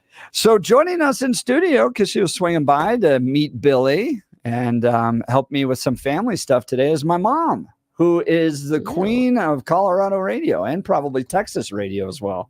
I was going to say, thank you for having me, by the way. This is such a pleasure. You're not normally on the microphone, though. You married a dude that liked to be on the microphone. I know it. 46 years. So you started in sales and radio, right? I started working with Alan Berg and Peter Boyles and Billy Thompson and Lyle Zato. Yeah. It was a crazy fun. It was a talk show. It was KWBZ. Yeah. Started there as an intern after nursing. So this was just one of those flukes. And then Jim and Woody were on the air on weekends. And that's how I met my husband. Yeah, and KWBZ was where everybody cut their teeth back in the day. That's where everyone learned whether or not they could make it. It was a great, great storied radio station. Now, Jeff's mom, I've got a big question for you. You have a chance here to talk to the greater Denver area. Please tell all of those young kids why getting into radio is a horrible choice. Why have your son and I made a disastrous choice in our lives? Because you didn't go to school, I guess. I don't know. Well, her license plate is literally love radio. Oh my gosh. Now, I've got a question for you. Now, what do you think of the changes in radio? Now, you have watched this over decades. I want to get your perception on what do you think has been a net positive change in radio, and what has been the biggest negative change in radio in the time that you've seen it? First of all, I don't think there are any negatives in radio. Have you seen my paycheck? Okay, well, I'll give you that one. Thank you. I appreciate that. It's a fun industry. But it is demanding, and I've always said that radio is really like a cockroach. It changes all the time, but it's still the number one medium. So it'll stick around. It's always going to stick around. Now, what does the mass media not and average person not understand about radio? What makes it the best and unique in your opinion? Why is it different than all the others? Because it's personal.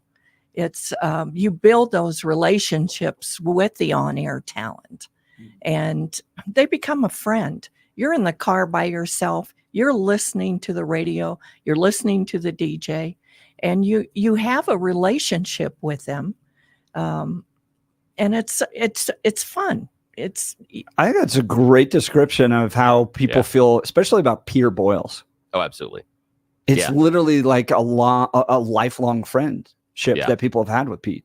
Yeah, it's this weird thing where you see, I hear this from TV actors a lot, that they portray a particular character and the fan has seen that character for so many years, they feel like they're already friends. They come up and go, oh my God, I can't believe this time in which, can you believe that Ross said you were on a break rate joke? Oh my God. And she's like, my name's Jennifer. But okay, it's that idea. It's that friendship they feel because they welcome us into their lives each and every day. And that is a heavy responsibility, something that Jeff and I struggle with every day. The fact that for some reason, a good number of you want to spend part of your day with us, and that means more to us than we ever could express. That's right. We got a text message here going, your mom worked with Lyle Alzado. What a legend. Yes. I want to point this out because we only got about another minute or two. You had to deal with some legendary times. You owned country music stations in Texas in the 90s. Dixie. Yes. 90s Texas, and that was a cutthroat industry. That wasn't too easy. And you were a woman radio station owner during this time. Yes, it was. I still am a woman. Yeah. I still know I'm a woman. You can define it, right?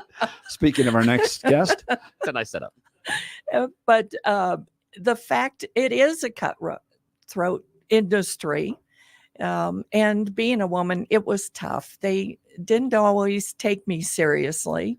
But I think that's in any business. And I think, you can't get angry at it. I laughed at it, and tried to build those relationships with other radio stations, and it helped.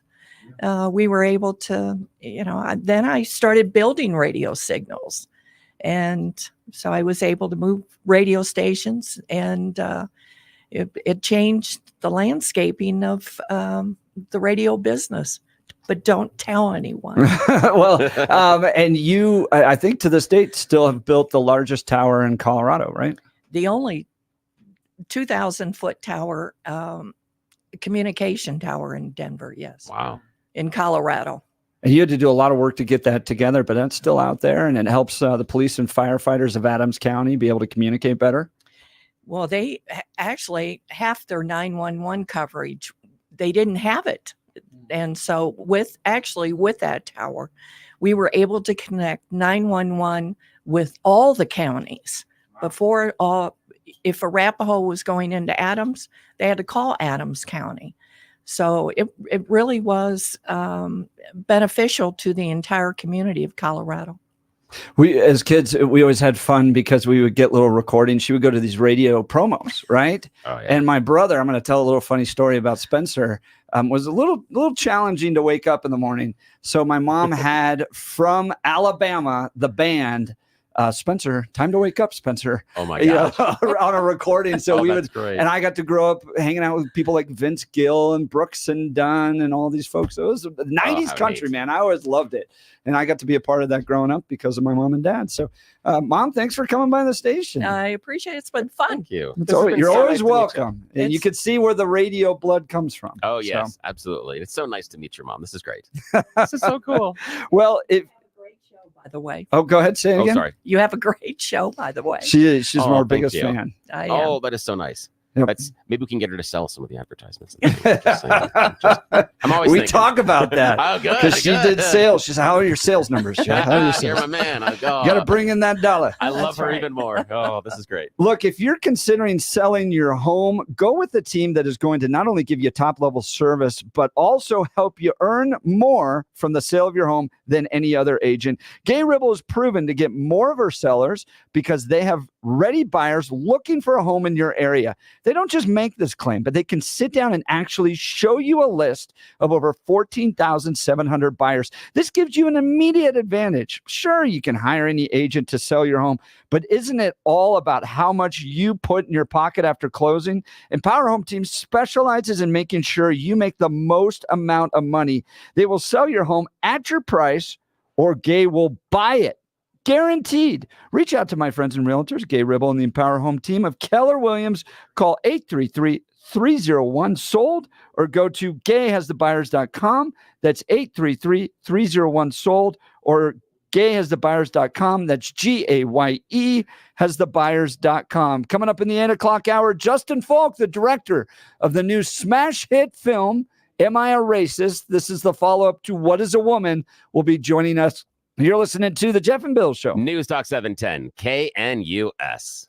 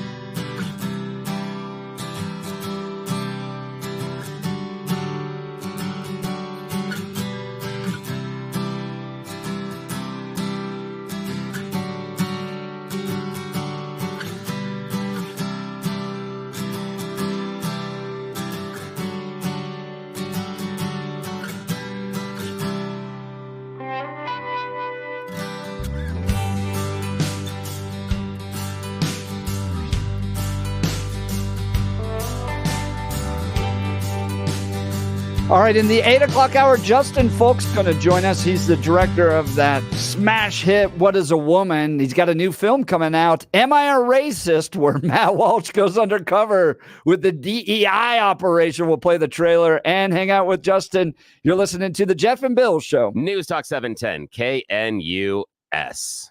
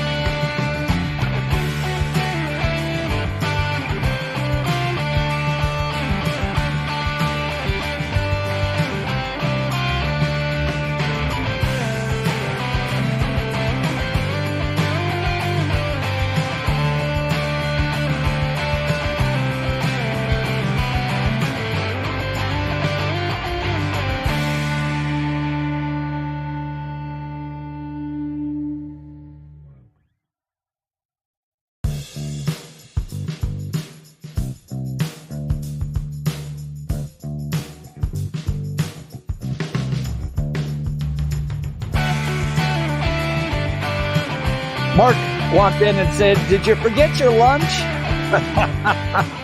My mom was here visiting by, helping with some family stuff today. Yeah. But it's fun to have her come by. Oh, it was Getting so text good. messages. Yep. I kept wanting to say, ooh, someone's in trouble. Because that's always what happened when mom showed up. Patrick Neville texting in, "Your mom's the best. Love listening to you." He's on his way down to Alec in Denver. Thanks, Pat. Hey, Appreciate Pat. you, brother. Morning. It's great to have all the text messages coming in, and this hour is going to be fire. By the way, you've tuned into the Jeff and Bill Show. It's 8:01 on this Friday, July 26th. And you've tuned into the Jeff and Bill Show. My name's Yes. Jeff Hunt. And you are that much closer to happy hour. We're getting you there.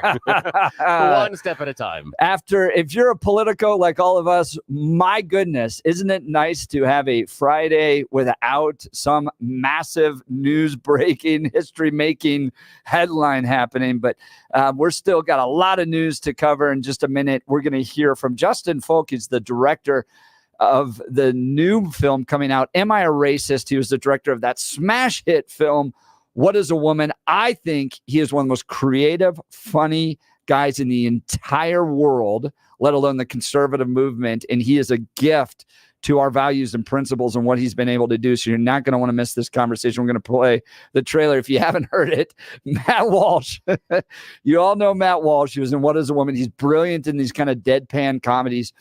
He now goes after DEI, and he asks the question, am I a racist? And at one point even goes undercover, gets a little man bun and all that stuff, and starts teaching these DEI classes. It's amazing. You know it's going to be a good movie when you just love to watch the trailer by itself. I think I've watched it a dozen times. So Justin will join us in a second. But let's check in first on the news with Blake Olson. Good morning, Blake. Hey, good morning. That was great to hear your mom. Now, her name is Janice, right? That's right. Janice Hunt. She was awesome. That was great to see and hear. So the queen of Texas radio for many years in the 90s, country music radio. Which country stations? Kickham.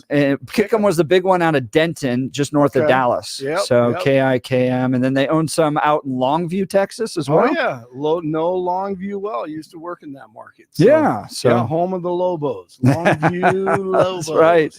And 90s, awesome. Look, 90s country in Texas was amazing because you had Alan Jackson and Brooks and Dunn and Reba McEntire. And then you remember in Texas, especially in Longview, they had Touch a Truck. Oh, yeah, definitely. Where you put your hand on a truck and the last person to take it off won the truck. Yes. And they did whole documentaries on this and stuff because people took it so seriously. They spent like a week. I can't remember the name of the dealership either. I know the guy's face, though. One of those dealers that did that. But that is really cool. And leave it to Mark Anderson to tell you, ask if you forgot your lunch. Man, Mark is so quick. Oh, my God. That is awesome. That was great stuff, man. All right, it's 73 and cloudy in Denver, partly cloudy, expecting a high of 91 today.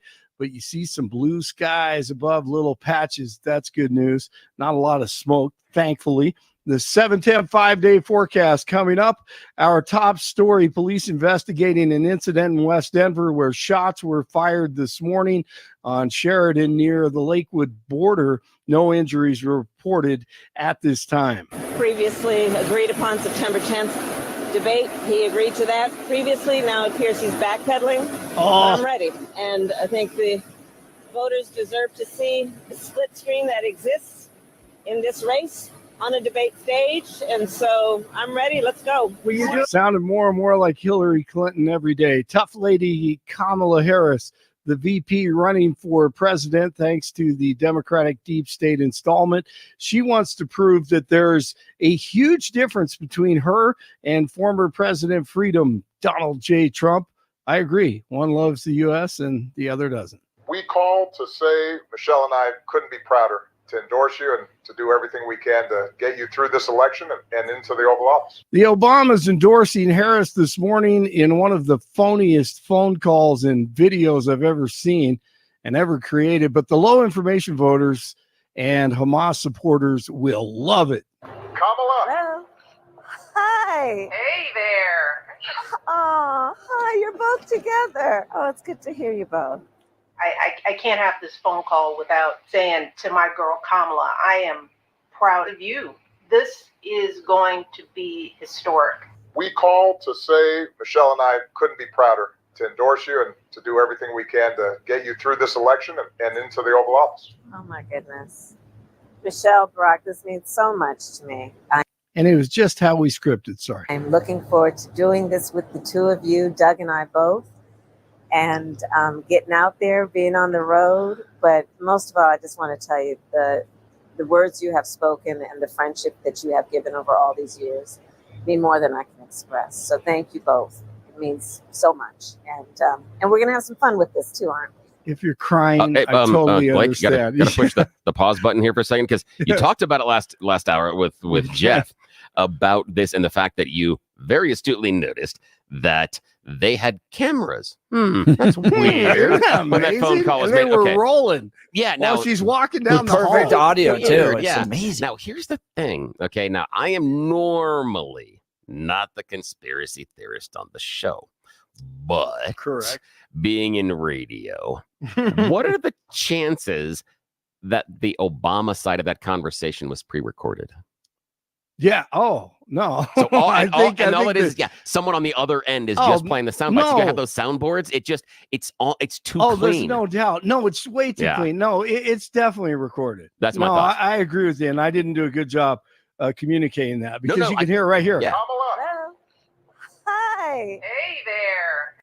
Kamala. Yeah. Hey there. Yes. Yeah, no, I agree. I think they recorded it first, and then if you watch her responses are so fake. Well, it seems practiced. It does. Yeah. The whole thing is practiced, no doubt. I think you're right. No, I think so, and it was edited. But it's just funny how two cameras are following you around in the hallway right after you come out of the bathroom. Yeah, or something. you know what it is? Okay, it's professional wrestling. Peter Boyle's always talked about politics and world in professional wrestling. That's professional wrestling. That's where they have the camera watching the guy backstage, and the cameraman's following him like, oh my God, he just was attacked. But you had him followed with the camera. Right. Something was going to happen. It's Letterman when he leaves the stage and goes out on that's the Times reference. Square or whatever. Yes, my friend, that's the reference. Okay, high five. Sorry for the interruption. Right, yeah, back to you. All right, here we go. Here we dap it up. All right, Harris also shouting about a two-state solution in the Middle East. There will never be one. Hamas and Islamo-Nazis want the Jews obliterated, and that's the bottom line.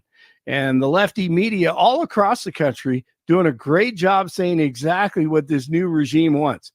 They got the memo, all the networks, New York Times, NPR, and major market affiliates. The subject, Harris was not the border czar, even though she was. On her, she's been labeled incorrectly by some members of the right as the border czar. Republicans named her the border czar. Republicans have always exaggerated what her job was at the border. Republicans, again, have labeled her the border czar. But that's not exactly what President Biden asked her to do. She was never put in charge of the border. That wasn't actually her task. All right, you get the idea. It's just gross. It goes on and on and on. There are hundreds of videos on YouTube with this on there. I mean, it's just incredible. Former Olympian Eli Bremmer, he wants to be chair of the Colorado GOP, on with the fellas last hour, talking about what's going on with the Colorado Republicans. Jeff asked, why does Dave Williams need to go? Well, it all comes down to, you guys were talking about, we need to be focused on beating the Democrats and the liberals in November. The party has gotten to such a dysfunctional state right now that it is not doing that core job. It has spent the entirety of the current chairman's term attacking Republicans, causing chaos, wasting money on endless legal battles and things like that they caused themselves. Bremmer says now is the time, and Colorado Republicans need to get back on track. The opening ceremony for the Summer Games will be this afternoon in Paris. This morning, French rail officials said that a massive arson attack occurred aimed at paralyzing the high-speed line network, forced a number of trains to be canceled. Terrorists added again. That's what they do best. And Eli Bremmer was actually an athlete representing the USA in the games at one point in his life, and says the relationships built before and after competition are incredible. Competition brings out friendship and weird friendships. So I developed strong friendships all over the world that I keep in touch with to this day. Hey, the state's largest utility is trying to calm fears of power shutoffs. Xcel Energy says it has no plans or planned outages, despite automated phone calls going out to more than 1.5 million Coloradans. Only 350,000 have received the messages so far. They urge medical customers to enroll in the assistance program to get advance notice of a shutoff. The Broncos making an adjustment to Cortland Sutton's contract. ESPN reporting that Denver is adding $1.5 million in incentives to his base salary this season. Training camp continues for the Orange and Blue. Rockies start a 10-game road trip tonight in San Fran. It's 68 in Boulder, 70 in Englewood, 73 in Denver. And Jeff's awesome mom on with the guys last hour. Radio legend hit it on the head. Why radio is the greatest. It's you build those relationships with the on-air talent, and they become a friend. You're in the car by yourself. You're listening to the radio. You're listening to the DJ, and you have a relationship with them, and it's fun. That was awesome. Jeff and Bill continue. It's Friday. Blake Olson, News Talk 710 KNUS. Your 710 5-day forecast. It's going to be warm, partly cloudy. Temperature readings in the low to mid-90s today and tomorrow. For today and Saturday, the chances are good for afternoon and evening showers and thunderstorms. Lows at night 60s. Continued warm Sunday through Tuesday with only isolated thunderstorms. Weather sponsored by branchplanning.com. Secure your future retirement with a reliable income stream. Annuities can provide guaranteed payments, giving you peace of mind. Get your complimentary review at branchplanning.com or call 720-651-9800. Meteorologist Don Day in the 710 KNUS Weather Center.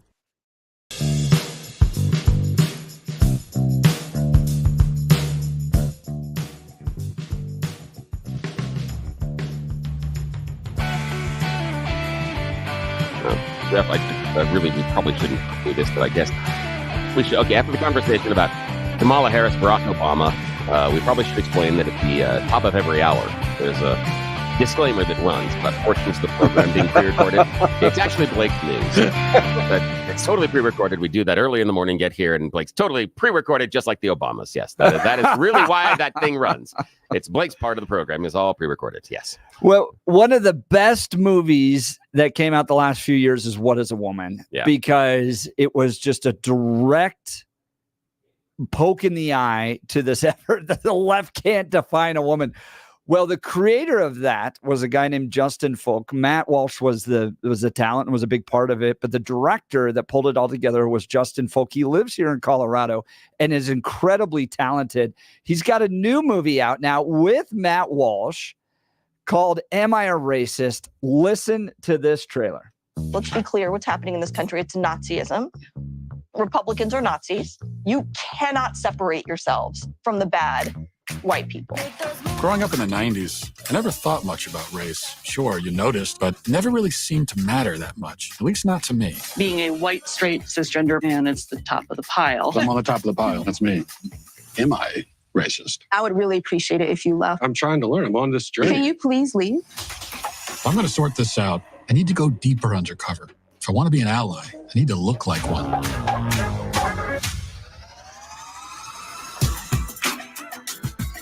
What is racism? Martin Luther King said not to judge people by the... Martin Luther King said a lot of stuff. Is America inherently racist? What the hell is that? The word inherent is challenging there. America is racist to its bones. All of the... So inherently. Yeah. The entire system has to burn. And I'm not going to even use save this country. This country is not worth saving. This country is a piece of shit. Oh, sorry. Sorry. They gonna say I'm racist. Joining us now is Matt, certified DEI expert. Here's my certification. Where are you guys in your anti-racist journeys? So I'll look around the room and point to who we believe is the most racist person in the room. We want to rename the George Washington Monument to the George Floyd Monument. Would you mind signing it? You will? What do you think about this issue of heteronormativity and how it intersects with the broader structures of racism in society? They gonna say I'm racist. What's up with white people? What are you doing to decenter your whiteness? Who's making it the center? Why are they doing that? What you're doing is you're stretching out of your whiteness. This is more for you in this field. White folks, white trash, white supremacy, white woman, white boy, white entitlement, white centering, white silence. Is there a black person around here? There's a black person right here. Does he not exist? They gonna say I'm racist, but they call everybody racist. Hi, Robin. Hi. And what's your name? I'm Matt. Matt. Hi, Yeah. Matt. Nice to meet you. I just had to ask who you are because you have to be careful. Never be too careful. They gonna say you racist, but they call everybody racist. That is the film, Am I Racist? It'll be out in September. Joining us is the director of that film, Justin Folk. Justin, you guys are doing it again. That's so cool. Oh, my goodness. I'm so excited to see it. Thanks for being on the Jeff and Bill Show. Thank you. Thank you, gentlemen. Good morning. Great to be on with you guys. So give us the premise. What are you doing with this film, Am I a Racist? Well, we take a deep dive into DEI, and of course, DEI stands for diversity, equity, and inclusion. It's all the rage nowadays. Everybody's doing it. And, it's actually a very, very funny comedy on a very serious topic. And so for this one, we wanted to really get into it even more so than sort of What is a Woman? What is a Woman was a film where Matt went around and investigated what's going on with the sort of the transgender movement, and we got into how surgeries were being done on children, and women were being passed up for opportunities in sports because of men playing women's sports. This one is a little bit more, I guess. I wouldn't say easygoing, but definitely it's a comedy, so it's not as heavy. However, it's a very, a serious topic. And so Matt becomes a diversity, equity, and inclusion certified expert, which apparently isn't that hard to do. You can go online and just take the training and get your own little certification. So Matt goes out and becomes a DEI expert, and actually goes on this journey to kind of uncover what it's all about. And as we learn more and more about diversity, equity, and inclusion, the more we just realize how much of a mess it is and how divisive it is. And it ends up being a lot of fun, but it also kind of teaches a very important lesson of like, why are we as a society obsessing over race in ways that are just not helpful? And Matt sort of kind of blows it all up by going and taking things to their logical conclusions. Now, in What is a Woman, you just kind of allowed the other side to talk. And in that, you kind of expose the lunacy of the kind of gender ideology. Here, is it very similar where Matt just deadpan, and he's brilliant at it, just kind of deadpan allows the DEI establishment to just kind of talk, and the viewer, as a result of that, is exposed to the breakdown in their reasoning? No, yeah, there's absolutely a lot of that in this movie as well. There are some similarities to What is a Woman.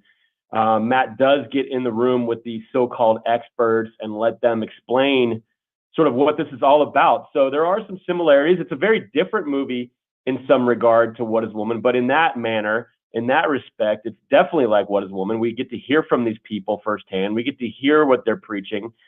These people are making a lot of money. I mean, that's also what this movie is about the multi-billion-dollar industry that is DEI, and the people that are pushing it, and the amount of money that they make doing it, while they divide us as a society. So yeah, we definitely hear from these people. And that was one of the goals of this film as well, is if we allow people to understand what these people truly believe and what they're trying to teach us, I think it'll open a lot of people's eyes. Now, in that trailer, you see Matt Walsh go undercover, sort of, right? Like, I think if anybody was a fan of Matt, you'd clearly recognize him. He just put glasses and has a man bun on, but the left doesn't recognize him. Tell us the thinking behind putting Matt Walsh undercover in the film, Am I a Racist? Well, normally Matt Walsh looks like a lumberjack. And we felt it was important that, especially after the success of What is a Woman, if we're going to go out and have these conversations with people, he was just kind of too easily recognizable. So he takes on this sort of woke persona. And like you mentioned, that includes a man bun and some skinny jeans. And I think it just allowed us to get out there and have him play this character of being this, sort of cult leader, is the way I describe it. He's almost like the David Koresh of DEI. Wow. He has these aviator glasses that are, I don't want to give it away, but his look is inspired by somebody from What is a Woman. One of the people in What is a Woman. He takes on the look of that person. Was it the guy? Was it the guy, the professor? Correct. You guessed correctly. He was my favorite guy in What is a Woman too, because he got so angry and offended at me. Right. So Matt was trying to figure out if he's ever met anybody that's progressive and enlightened, and he thinks back to that moment, and that inspires his look for how he transforms himself. Oh, so talk about some of the characters that we're going to meet along the way. We'll get to Robin DiAngelo in a second, but in the opening montage of the trailer, there's a lady, and she used to live in Colorado, and she actually ran against Diana DeGette. I'm forgetting her name. Perhaps you can have it, but she would host these dinner parties for white women to basically guilt them into becoming a DEI leftist. Talk about some of the folks that Matt encounters along the way. Well, you mentioned, a couple of my favorite people in this film right there. That's Sarah Rao and Regina Jackson. And you're right. They both live in Colorado. They're probably not listening to your show right now. But they run an organization called Race to Dinner. And the thought there is they would host these dinners that these women would pay for, a lot of money, by the way, several $1,000s, to have them come to dinner and basically explain to them why they're all a bunch of racists. And it's the most self-flagellation thing you've ever seen in your life. And they made a documentary out of it called Deconstructing Karen. That movie came out, and they've been on the Dr. Phil show. Now, I believe Sarah ran for Congress. She did. In Colorado. Yep, against Diana DeGette, and didn't get anywhere. Yeah. So it was a real treat to spend some time with her. We were and by the way, like I've never met a more hateful person in my life. I mean, this girl, this woman is just full of vitriol. She is the most racist person I've ever met. And so we hosted this dinner. They agreed to do this dinner. They just didn't realize that Matt Walsh was going to be one of the servers. And so they agreed to have you all film it. And how do you get away with Matt being in there? And do they just sign kind of general releases? I imagine you don't get specific. Matt Walsh is going to walk behind you and drop a plate type of stuff. Right. Yeah. And I probably won't get into all the details, but we basically, they agreed to host one of their dinners for us. And we were doing a documentary.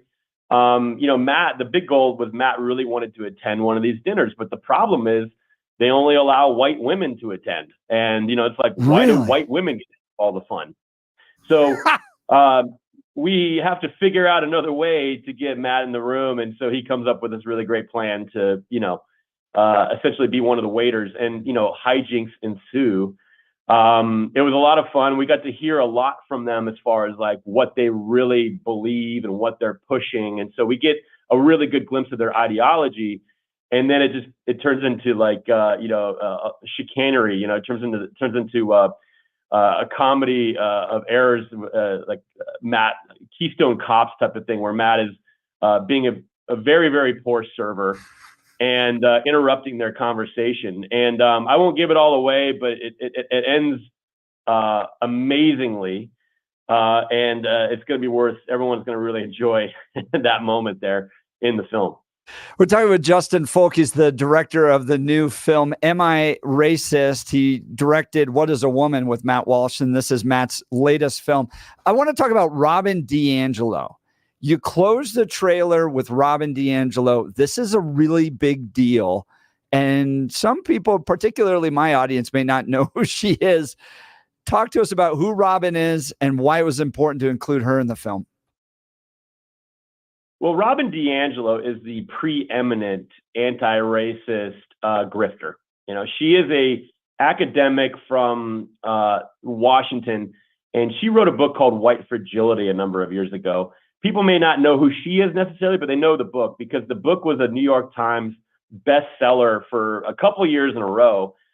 She's been hired by just a slew of Fortune 500 companies, big tech, everybody from Netflix, Google, Coca-Cola. She sort of, it was famously revealed that she was teaching this stuff at Coca-Cola and some of the things that were being taught. And essentially what she teaches in her book, white fragility, explains is that as a white person, if you don't admit that you're a racist, then that's proof that you're racist. So you get your head around that a little bit. But it's garbage philosophy, and yet because of George Floyd, this book basically shot to the top of the charts and was being used in schools and being used in companies, and everybody was reading this stuff. It's the most divisive, stupid book you could ever read, but yet she, became a multimillionaire, and this book became the guide for DEI for people that wanted to feel bad about being white and wanted to do something about it. So she's a big deal. She, a lot of people don't necessarily know what she looks like, but they definitely have felt the effects of Robin DiAngelo over the last several years. And so it was a real privilege for us to get Matt in the room with her and talk about this stuff. And we don't give too much away in the trailer, but I guarantee that the payoff is incredible with this conversation between Matt and Robin DiAngelo. So it's something that everybody should really look forward to. So give us the kind of final summation of the message that comes through in the movie, Am I a Racist? Yeah, I think the message is fairly simple for people, which is why don't we stop treating people differently based on their skin color? And I know this is like a novel idea. There was a guy named Martin Luther King Jr., I believe, a number of years ago, who had essentially the same message.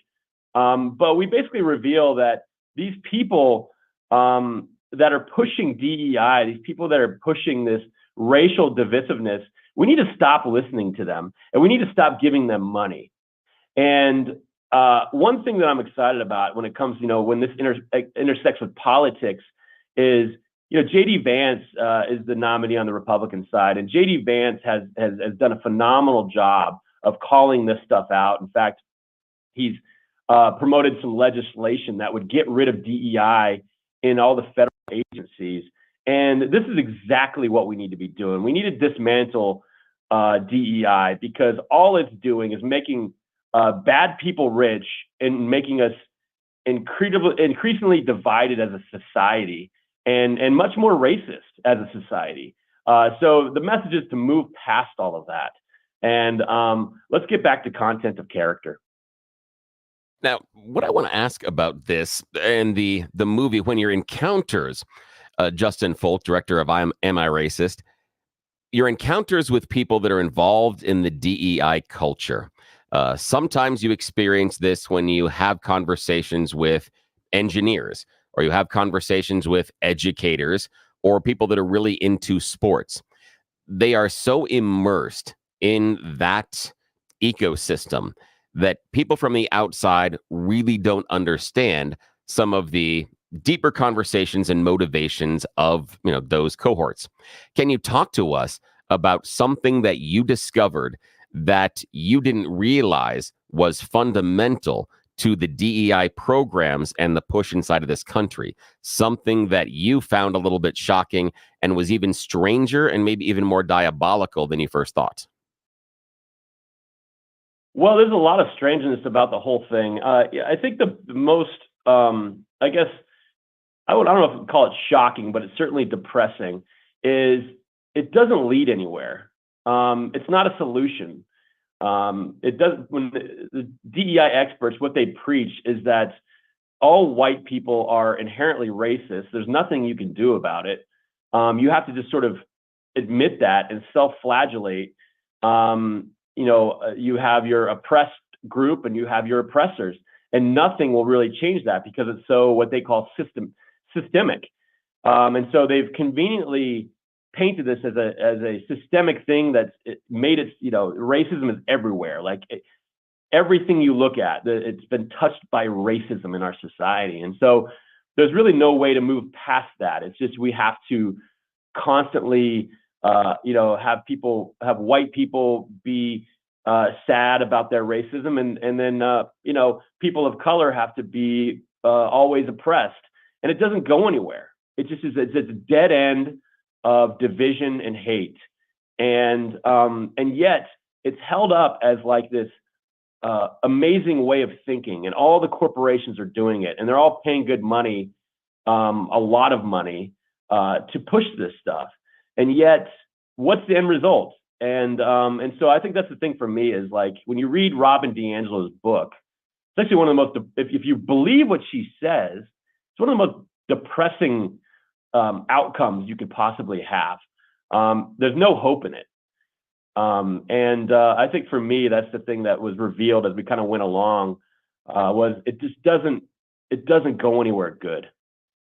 Justin Folk, director of the new film, Am I Racist? Justin, when's it going to come out? How can people watch it? The movie's coming out September 13 in theaters. Very exciting. It's going to be all over the country in theaters.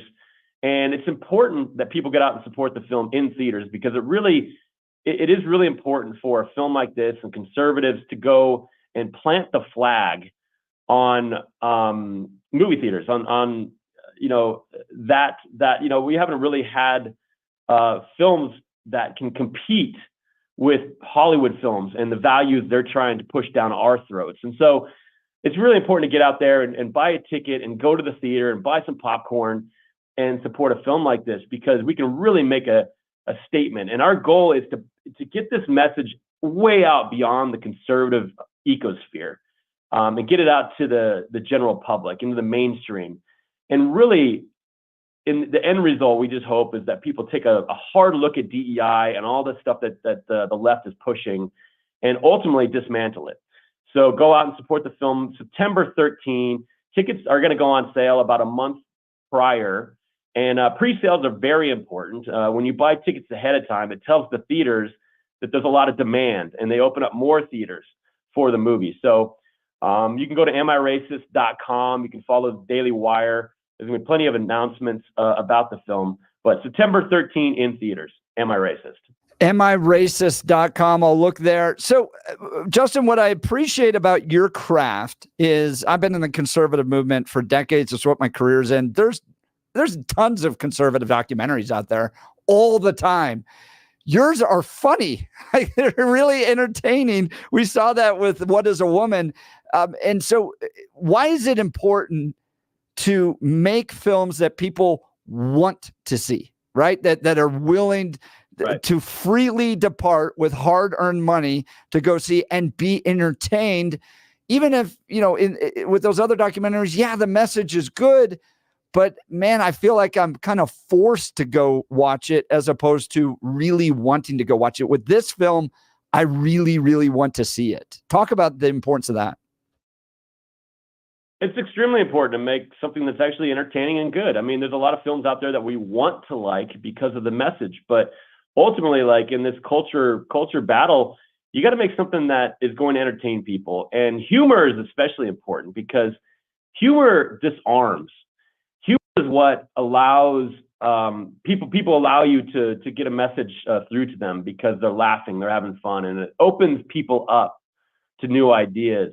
And so if you can get them laughing, if you can entertain, there's a really good chance that your message is going to get through. And so, conservatives, we're in the marketplace just like liberal filmmakers, and it's a market. And so you have to be successful. You have to have a good product. You have to have something that entertains. You have to have something that's that follows the rules of storytelling. Something that people would be receptive to and not just want to like, but actually like.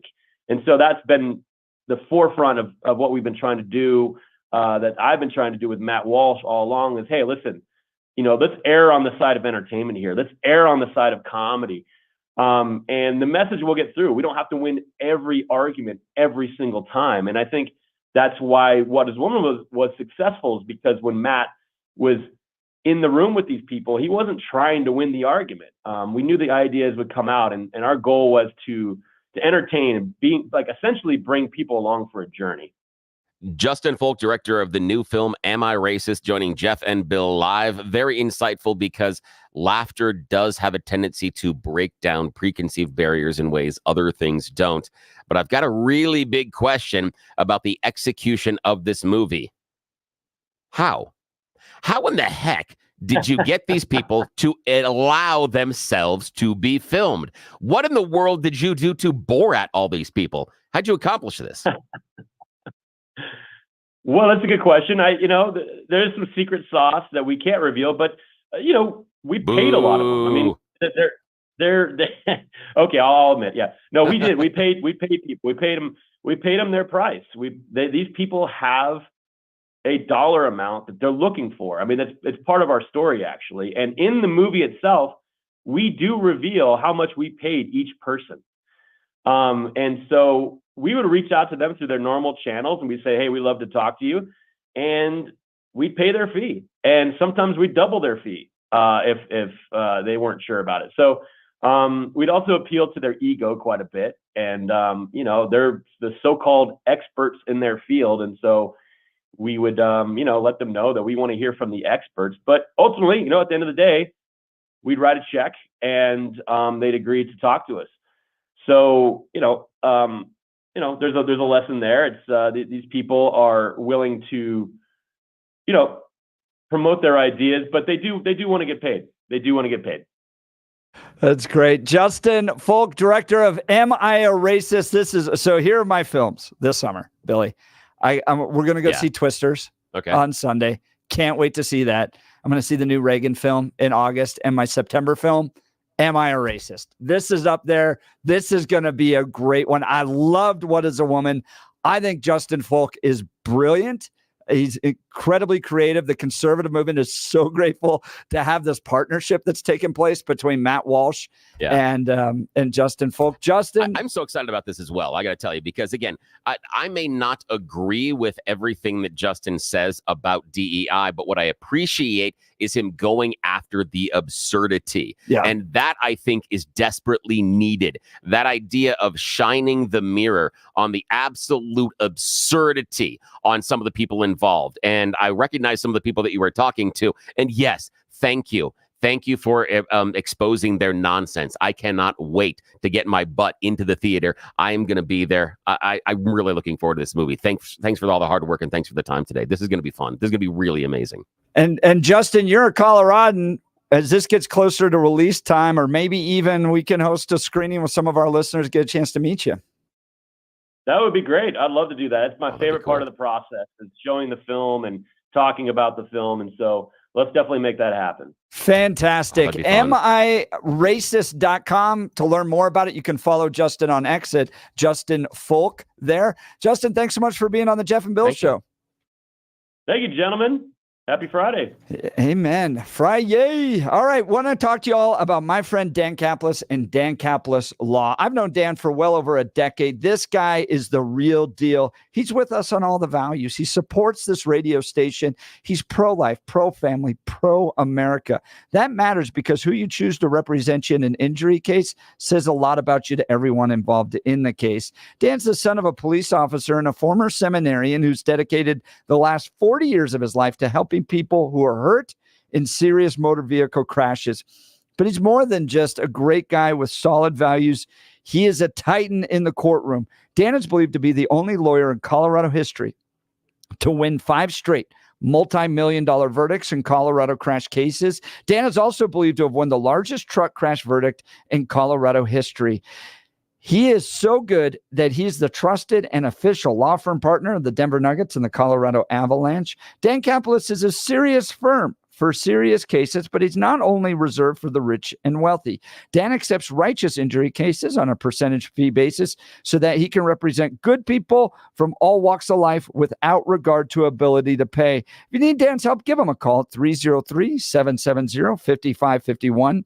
That's 303-770-5551, or hit dancaplisLaw.com. That's Dan, CAPLIS Law.com. We'll continue with the Jeff and Bill Show. News Talk 710 KNUS. What am I doing with all these commercials I haven't played yet?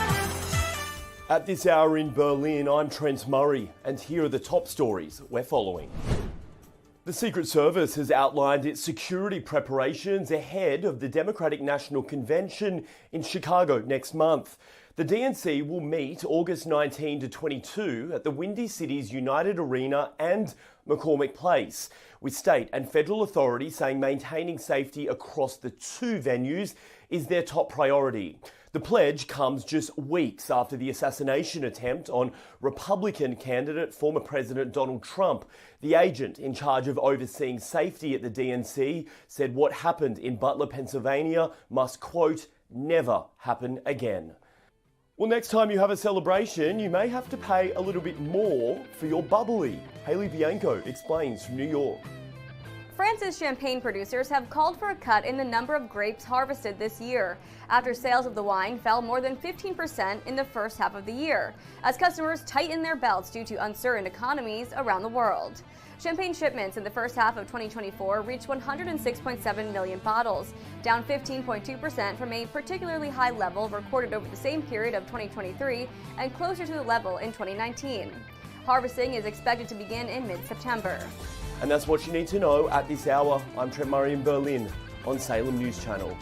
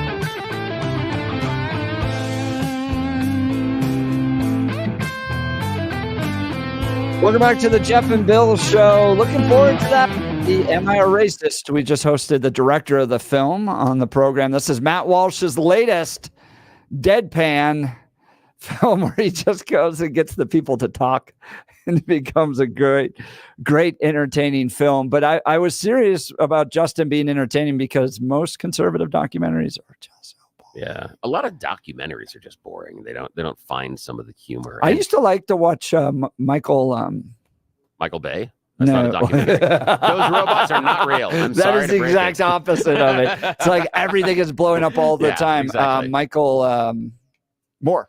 Oh yeah. Those were entertaining. They are, and he's an interesting storyteller, although I think sometimes he's a bit too acerbic and draws conclusions that aren't. Oh, no, I totally disagree with him. Yeah. But they're But it's entertaining. Yeah, how he tells the story. He is a good storyteller, and that's part of it. What I'm really looking forward to is, and you alluded to it a little bit, is, and it's in the trailer where he talks about, well, in order to do this right, I have to become an ally.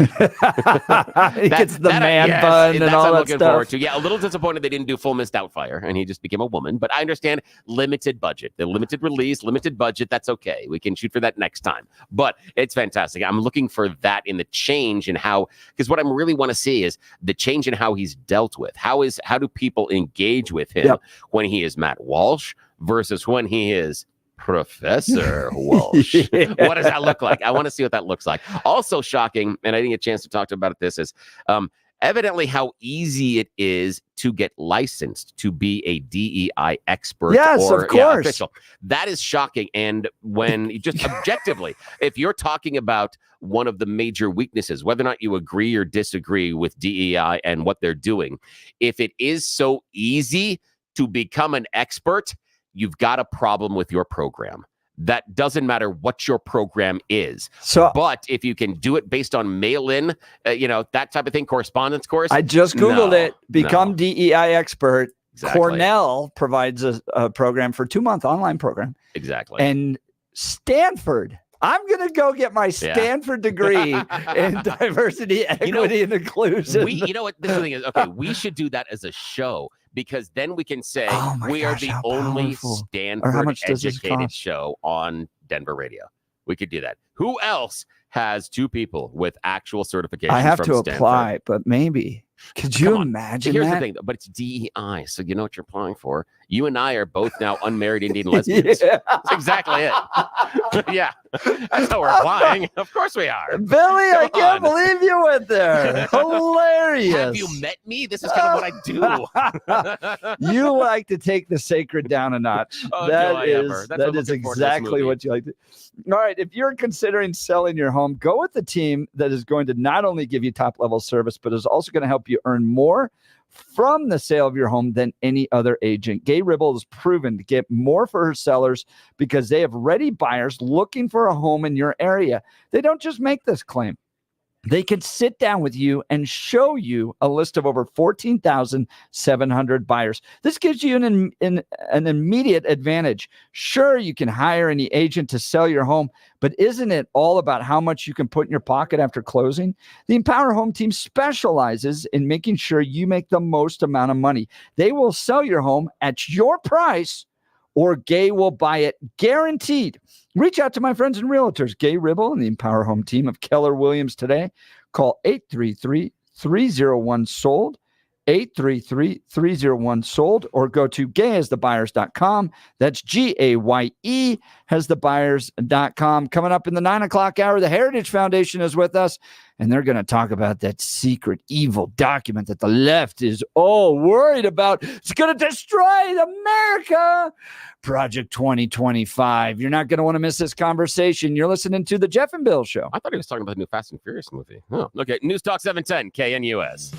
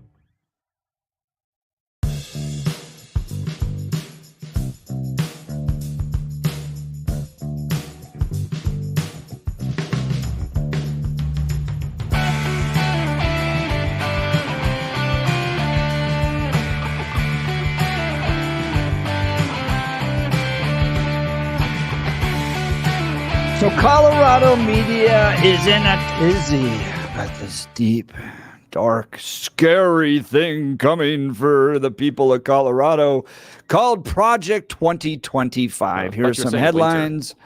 Yeah, right. Heritage Foundation's controversial Project 2025 plan. Opinion. Project 2025 has something bad for everyone. Colorado Newsline. Project 2025 is coming for our public lands. Well, we're actually going to talk with the people who put together Project 2025. So that's something unique you'll get here on this station. In the next hour, you're not going to want to miss it. You're listening to the Jeff and Bill Show. News Talk 710 KNUS.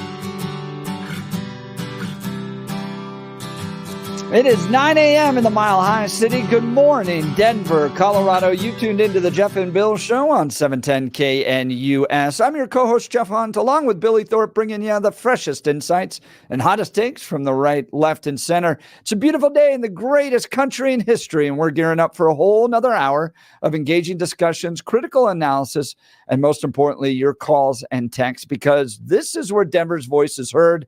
loud and clear. So grab another cup of coffee, Denver, and let's dive into the issues that matter most to you right here, right now. Coming up just after the news is Hans von Spakovsky. It's one of my very favorite names to say in all politics. He's the manager, Election Law Reform Initiative, and senior legal fellow with the Heritage Foundation. We're going to be talking about Project 2025. This was a plan put together by the Heritage Foundation, and I haven't seen the left more upset about a document since the publishing of the Bible. So we'll cover that and more with Hans in just a second. But let's start first with the news. Good morning, Blake. Hey, good morning, Jeff and Billy. What a show. What a week. 78, mostly cloudy in Denver, expecting a high of 91 today. But I see some blue skies above the 710 5-day forecast coming up. Our top story, police continue to investigate an incident in West Denver where shots were fired this morning on Sheridan near the Lakewood border. No injuries reported at this time. All right, did my computer just freeze? Hold on, Billy. I got my computer I can say freeze. bang, bang, bang. What the heck? Well, Arrest him, officer. I think that's what happened. Anyway, I'll keep on. Oh, here we go. You know what happened? My my mouse froze. You ever had your mouse ran out of battery at that moment? That has never happened to me ever. Well, while I was on the air. So give me 2 seconds here because I got some really good sound for you guys that I think you'll like. But let me tell you this before I get to that. The opening ceremony for the Summer Games will be this afternoon in Paris. This morning, French rail officials said that a massive arson attack occurred. It was aimed at paralyzing the high-speed line network, forced a number of trains to be canceled. Terrorists at it again, and that's what they do best. Former Olympian Eli Bremmer was on this morning with the guys. He wants to be the chair of the Colorado GOP. He talked about the Olympics and also talked about how he wants to replace Dave Williams. I'll try to have that sound. And the lefty media all across the country, they've been doing their job, saying exactly what this new regime wants to say. I'll try to have that for you in just a second. So it's okay. Now, we can do all the we can just say it was mimed. Yes, that's the thing. let's mime it. Yeah, you know what? I think I have enough. Yeah. So here we have things like. Say, Michelle and I couldn't be prouder to endorse you and to do everything we can to get you through this election and into the Oval Office. I love it. Okay, one of the phoniest videos ever made, and we talked about it, Jeff and Billy and I, WWF worthy. It's a work, right, Billy? It's a work? Yes, it's a work. It's not a shoot. Right? No, it's a work. And work is the pretend stuff. Yep, exactly. Yeah, learn from the master. Man, yeah, exactly. that's a work. That's absolutely a work. That's a work. Obama's, yeah. The Obamas endorsing Kamala Harris early this morning. Somehow, two cameras happen to be around Harris as she's walking down the hall, and the Obamas call. Kamala. Hello. Hi. Hey there. Oh, hi. You're both together. Oh, it's good to hear you both. I can't have this phone call without saying to my girl Kamala, I am proud of you. This is going to be historic. We call to say, I just call to say I love you. And I couldn't be prouder to endorse you and to do everything we can to get you through this election and into the Oval Office. Oh, my goodness. Michelle, Brock, this means so much to me. I'm looking forward to doing this with the two of you, Doug and I both, and getting out there, being on the road. But most of all, I just want to tell you the words you have spoken and the friendship that you have given over all these years mean more than I can express. So thank you both. It means so much. And we're going to have some fun with this too. I trust them all. It's so amazing. I know you're shedding a tear. Then she put her tough face on. She is ready to debate. Previously agreed upon September 10th debate. He agreed to that previously. Now it appears he's backpedaling, but I'm ready. And I think the voters deserve to see the split screen that exists in this race on a debate stage. And so I'm ready. Let's go. The former president will determine when he's ready to roll with all of that. 47 and 50. You can't be too surprised. I'm going back to D.C. We're MAGA on the ride. The underdogs on top. And I'm going today he'll meet with his friend Bibi Netanyahu. Can't stop DJ T, and I ain't going nowhere, so you can get to know me. At Mar-a-Lago. 2 days after Harris totally disrespected Israel and the free world by missing his speech, and then showing that she supports Hamas in the war against Israel. We have been clear in multiple conversations and in every way that any major military operation in Rafah would be a huge mistake. Let me tell you something. I have studied the maps. Oh, yeah, I bet you yes. Harris shouting about the two-state solution in the Middle East, and there won't be one. Hamas and the Islamo-Nazis want the Jews obliterated. And the lefty media all across the country doing a great job saying exactly what this new regime wants. They all got the memo. All the networks, New York Times, NPR, and major market affiliates. The subject, Harris was not the border czar, even though we all know she was. On her, she's been labeled incorrectly by some members of the right as the border czar. Republicans named her the border czar. Republicans have always exaggerated what her job was at the border. Republicans, again, have labeled her the border czar. But that's not exactly what President Biden asked her to do. She was never put in charge of the border. That wasn't actually her task, not to secure it, but to address. Can't stop DJT, and I ain't going nowhere, so you can get to know me. Man, I love that thing. I just heard that yesterday. I don't know if you've heard that. Pretty good stuff. You know, Blake, look, if it wasn't Kamala Harris who's in charge of the border, well, then it's Mayorkas. Yes. And then we tried to impeach him. Yes. And they didn't allow that to happen. No. Jeez. It's everyone at the top. Everybody knows that. It's always somebody else's dang fault with these Democrats. Yep. All right. We talked about Eli Bremmer. Here's that interview that you guys had earlier with him. Well, it all comes down to, you guys were talking about, we need to be focused on beating the Democrats and the liberals in November. The party has gotten to such a dysfunctional state right now that it is not doing that core job. It has spent the entirety of the current chairman's term attacking Republicans, causing chaos, wasting money on endless legal battles and things like that they caused themselves. Talking about Dave Williams. All right, the Broncos making an adjustment to Cortland Sutton's contract. ESPN reporting that Denver is adding $1.5 million in incentives to his base salary this season as the Broncos training camp continues. Rockies start a 10-game road trip tonight in San Francisco, 75 in Castle Rock, 76 in Centennial, 78 in Denver. Jeff's awesome mom was on the show this morning. That was outstanding. It's been a great weekend. I'll leave you with this as we continue with Jeff and Bill. Hated to love it, the underdogs on top, and I'm gonna shine, homie, until my heart stops. Go ahead, hate on me. Can't stop DJT, and I ain't going nowhere, so you can get to know me.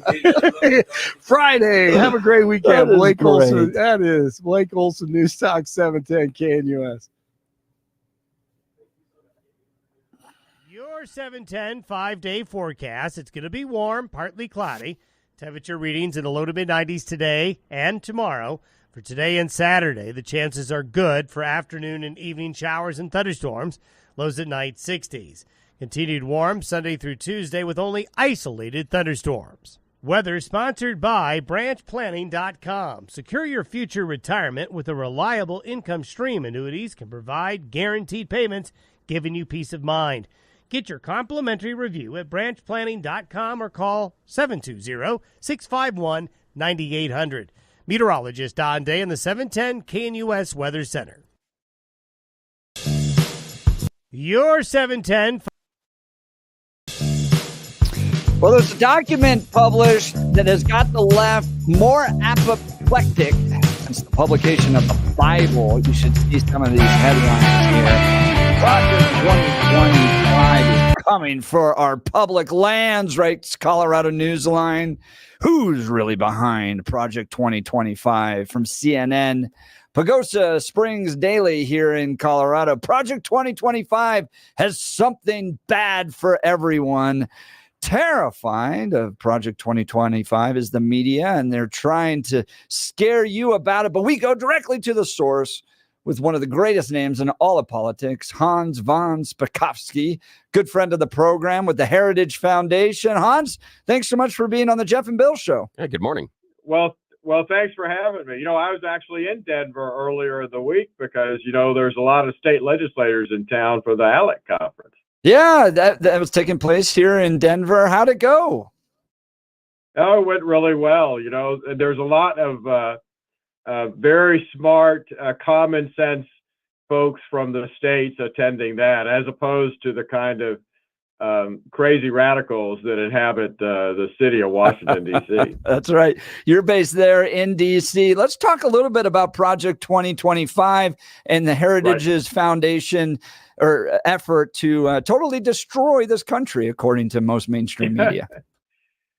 I'm just amazed at the hysterical claims being made about it, almost all of which are complete lies and fabrications. In fact, Kamala Harris's comments about him are so out of whack that even CNN has been calling her out. Their fact checkers have been saying she's been telling lies about it. Look, here's what happened.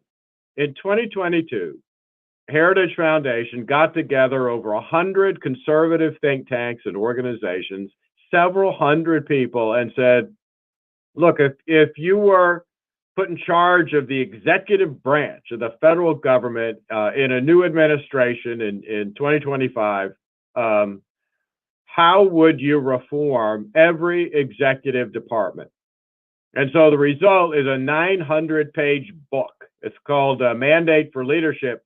There's a chapter on every major department, DOD, the Justice Department, Department of Education, and each one talks in detail about how those departments ought to be reformed and brought back into doing what they're supposed to be doing, as opposed to the things they're doing, which they're not supposed to be doing. So for the left, you all know, they're socialists.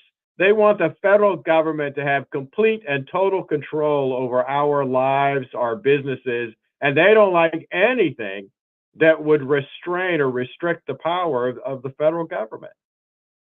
Talking with Hans von Spakovsky with the Heritage Foundation about Project 2025. The website, if you actually want to download it, is project2025.org, project2025.org. Now, what I've told folks is that, Hans, after the 2016 election, nobody really expected Donald Trump to win. And so I had friends that literally the next morning were on a plane to Washington, D.C. to try to build what his administration was going to look like from scratch. And they're piecing things together and trying to, put together a plan. All I've told folks who are, suspicious or listening to the mainstream media about Project 2025 is, well, here's a menu of options. Here's some ideas from vetted conservatives and a great organization, the Heritage Foundation, that can be done in the next Trump administration when he wins, so that we're not just trying to piece it together, the day after the election. No, that's exactly right. And for folks who have been scared maybe a little bit. Go look at it yourself. I realize most people don't have time to read a 900-page book, but what I would suggest is pick one department of the federal government you're interested in. Maybe it's the Department of Defense. Like I said, maybe it's the Justice Department. Just read that one chapter. And I think what'll happen is you'll read it and you'll say, man, this is common sense. This is the kind of reforms we need, and that will tell you that all these other crazy critiques you're hearing are just not true. Well, let's talk about some of the plans. Give us a sense of what the Heritage Foundation is promoting for a second Trump administration. Well, for example, one of the things that has happened with the Biden administration, as you know, is gas prices have skyrocketed. And one of the biggest reasons for that is that the Department of Energy has done everything it can to restrict oil drilling in the United States. They have been trying to not approve any new oil and gas leases. They've been restricting production. All that needs to change, and all that can be done in an environmentally safe manner. But one of the things that we need to do is actually start approving new oil and gas drilling applications so we can start producing more oil and natural gas in this country. Keep in mind, during the prior administration, the U.S. had actually once again become a net exporter of oil and natural gas. And now what do we've got? Some of the highest gas prices we've ever seen, and we're all paying that at the pump. Now, Hans von Sparkowski, easy for me to say, manager of election law reform and fellow at the Heritage Foundation, but we still are a net exporter of energy and oil. In fact, it's increased under Biden. It's gone up by 2 percentage points. But let's talk about those permits. You talk about issuing more permits. My understanding is there are thousands upon thousands of permits that haven't been acted upon. Why? Can you explain to me, Jeff, and the listener, why the oil and gas industry needs more permits when they haven't exhausted the list of permits that they currently hold? No, the Department of the Interior and others, in fact, have been sitting on these permits and doing everything they can to slow down okaying them. And they're putting in so many other regulations that they're making it difficult for companies to produce oil and gas. Look, the other part of this is they're putting in all kinds of restrictions on trying to force Americans into electric cars. Now, look, hang on a second. If an American wants to own an electric car. Hans, that's okay with electric cars, but let's go back to the permits. The permits exist. These oil and gas companies hold thousands of permits on land, and they're not exploring them. Please answer the question about why the oil and gas industry needs more permits when they're not utilizing the ones that currently exist. Well, I don't think that's true. And in fact, if you can get our energy guys on, they'll be able to give you a complete and good explanation of what's going on in that area. I didn't write the chapter on the Department of Energy and what they need to be doing. Okay, but that's part fair. of what's been going on is the administration is doing everything it can to force American manufacturers to move to only manufacturing electric cars at the very same time that they're trying to drive the coal industry out of business when that's the biggest producer of electricity in the country. The two of those don't go together. Yeah, you're right. I would agree with you, Hans. You're absolutely right that the denigration of oil and gas is a detriment and shouldn't be an either or choice between electric and oil and gas, because we are going to need the oil and gas to produce the energy for those cars. And I understand the push against, and I don't want government mandates for electric vehicles. The cognitive dissonance I sort of have, though, is we have Elon Musk, who is a huge proponent of conservative ideas, but also one of the largest recipients of government subsidies for the very electric vehicles that seem to be the bane of the oil and gas industry. I have a hard time squaring that circle. I'm not asking you to address it. I'm just saying that it's weird that this huge conservative advocate has basically become a leader in the renewable energy. In fact, the only reason that there was any profitability in Tesla in the last quarter, from what I understand, is because of his credits. He was able to sell green energy credits to other companies, and that offset some of his losses. I don't disagree with you. I don't think the average American who wants to go out and buy a pickup truck, whereas he's not subsidized or she's not subsidized, and yet the government is giving a credit to people who can buy the very expensive electric cars. That shouldn't be happening. If Americans want the option of buying an electric car, that's fine. But the government forcing this on us and forcing this on manufacturers, that's the kind of over-regulation, over-intrusive government I don't think we need. It's the same thing with, as you know, the move to get rid of gas stoves in our kitchens.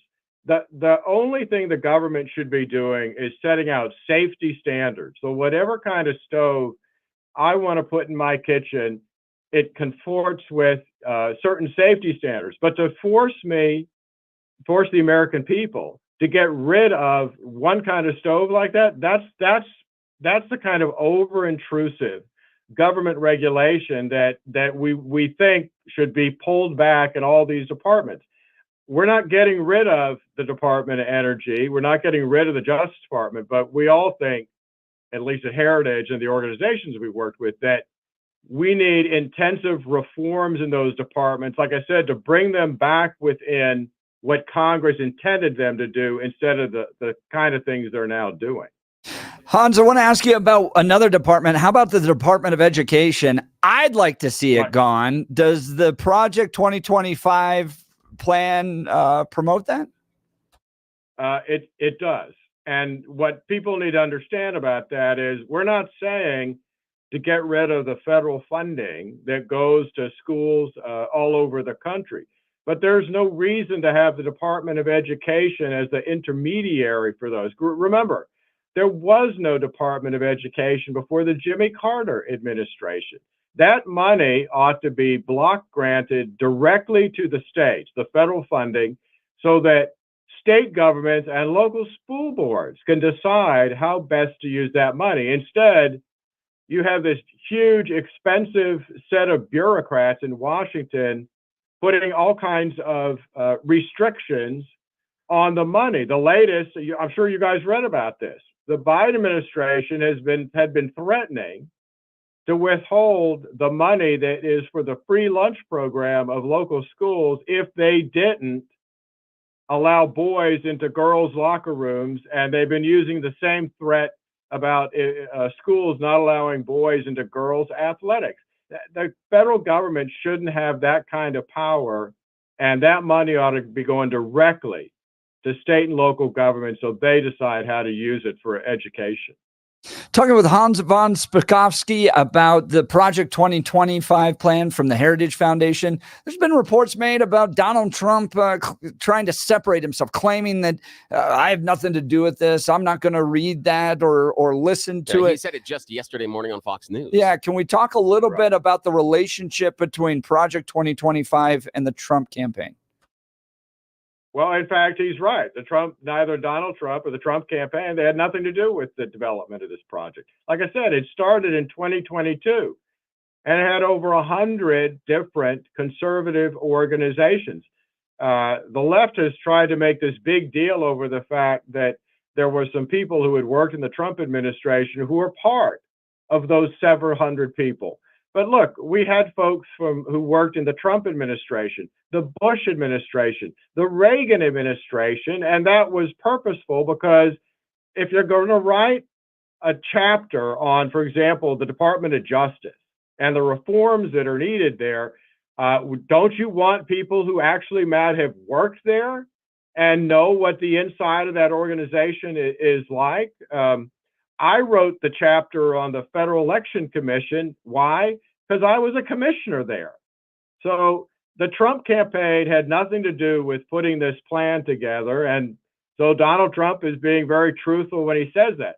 What we hope is that if he's elected, he will then take a look at this plan and hopefully he'll say, you know, these are good ideas.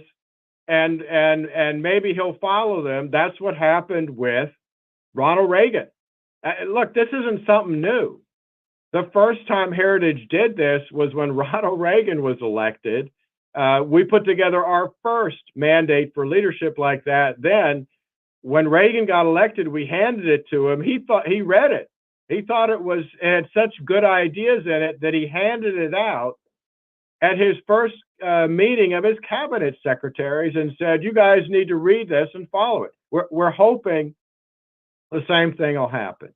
Hans von Spakovsky. God, I'm going to butcher that. I so apologize. Spakovsky? No, I can't do it. I have no idea. That's okay. This is not fair. Okay, it's going to be Hans Smith. Hans Smith, I'm sorry. I apologize. I have a stupid last name, too. From Heritage Foundation joining us. Have a question about the connection with the Trump campaign to kind of follow up on that one. I haven't gone all the way through the document, but my understanding is that Trump's name appears right around 300 times inside of that document. That would be an average of once every third page.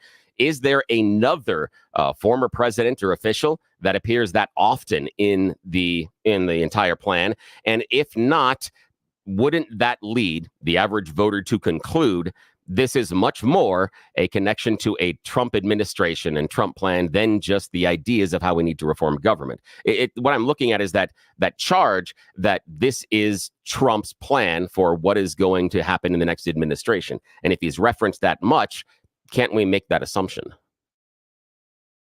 Well, I haven't done a word search, so I don't know the answer to that. But keep in mind that when Donald Trump came in, he changed a lot of policies within the federal executive branch of the government. And one of the things that he did was, he put in a rule about reducing regulations throughout every department.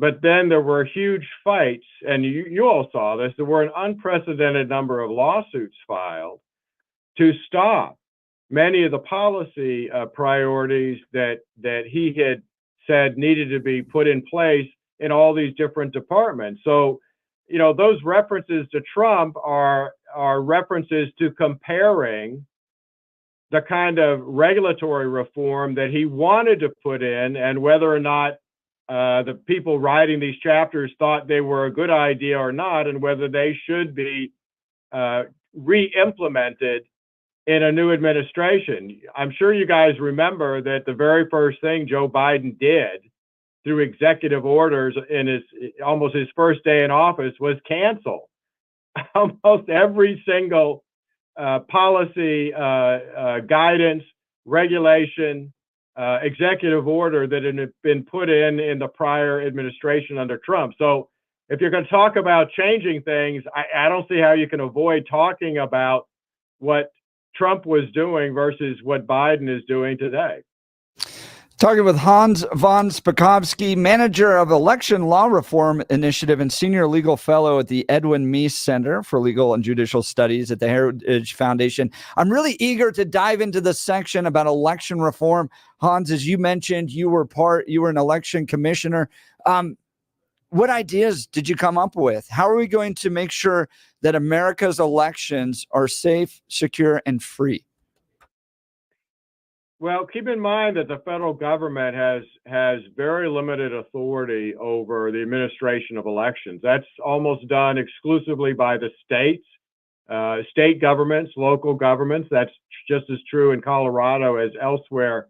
The biggest job that the federal government has is over at the Department of Justice, and that is enforcing the federal laws that prevent discrimination in the voting context.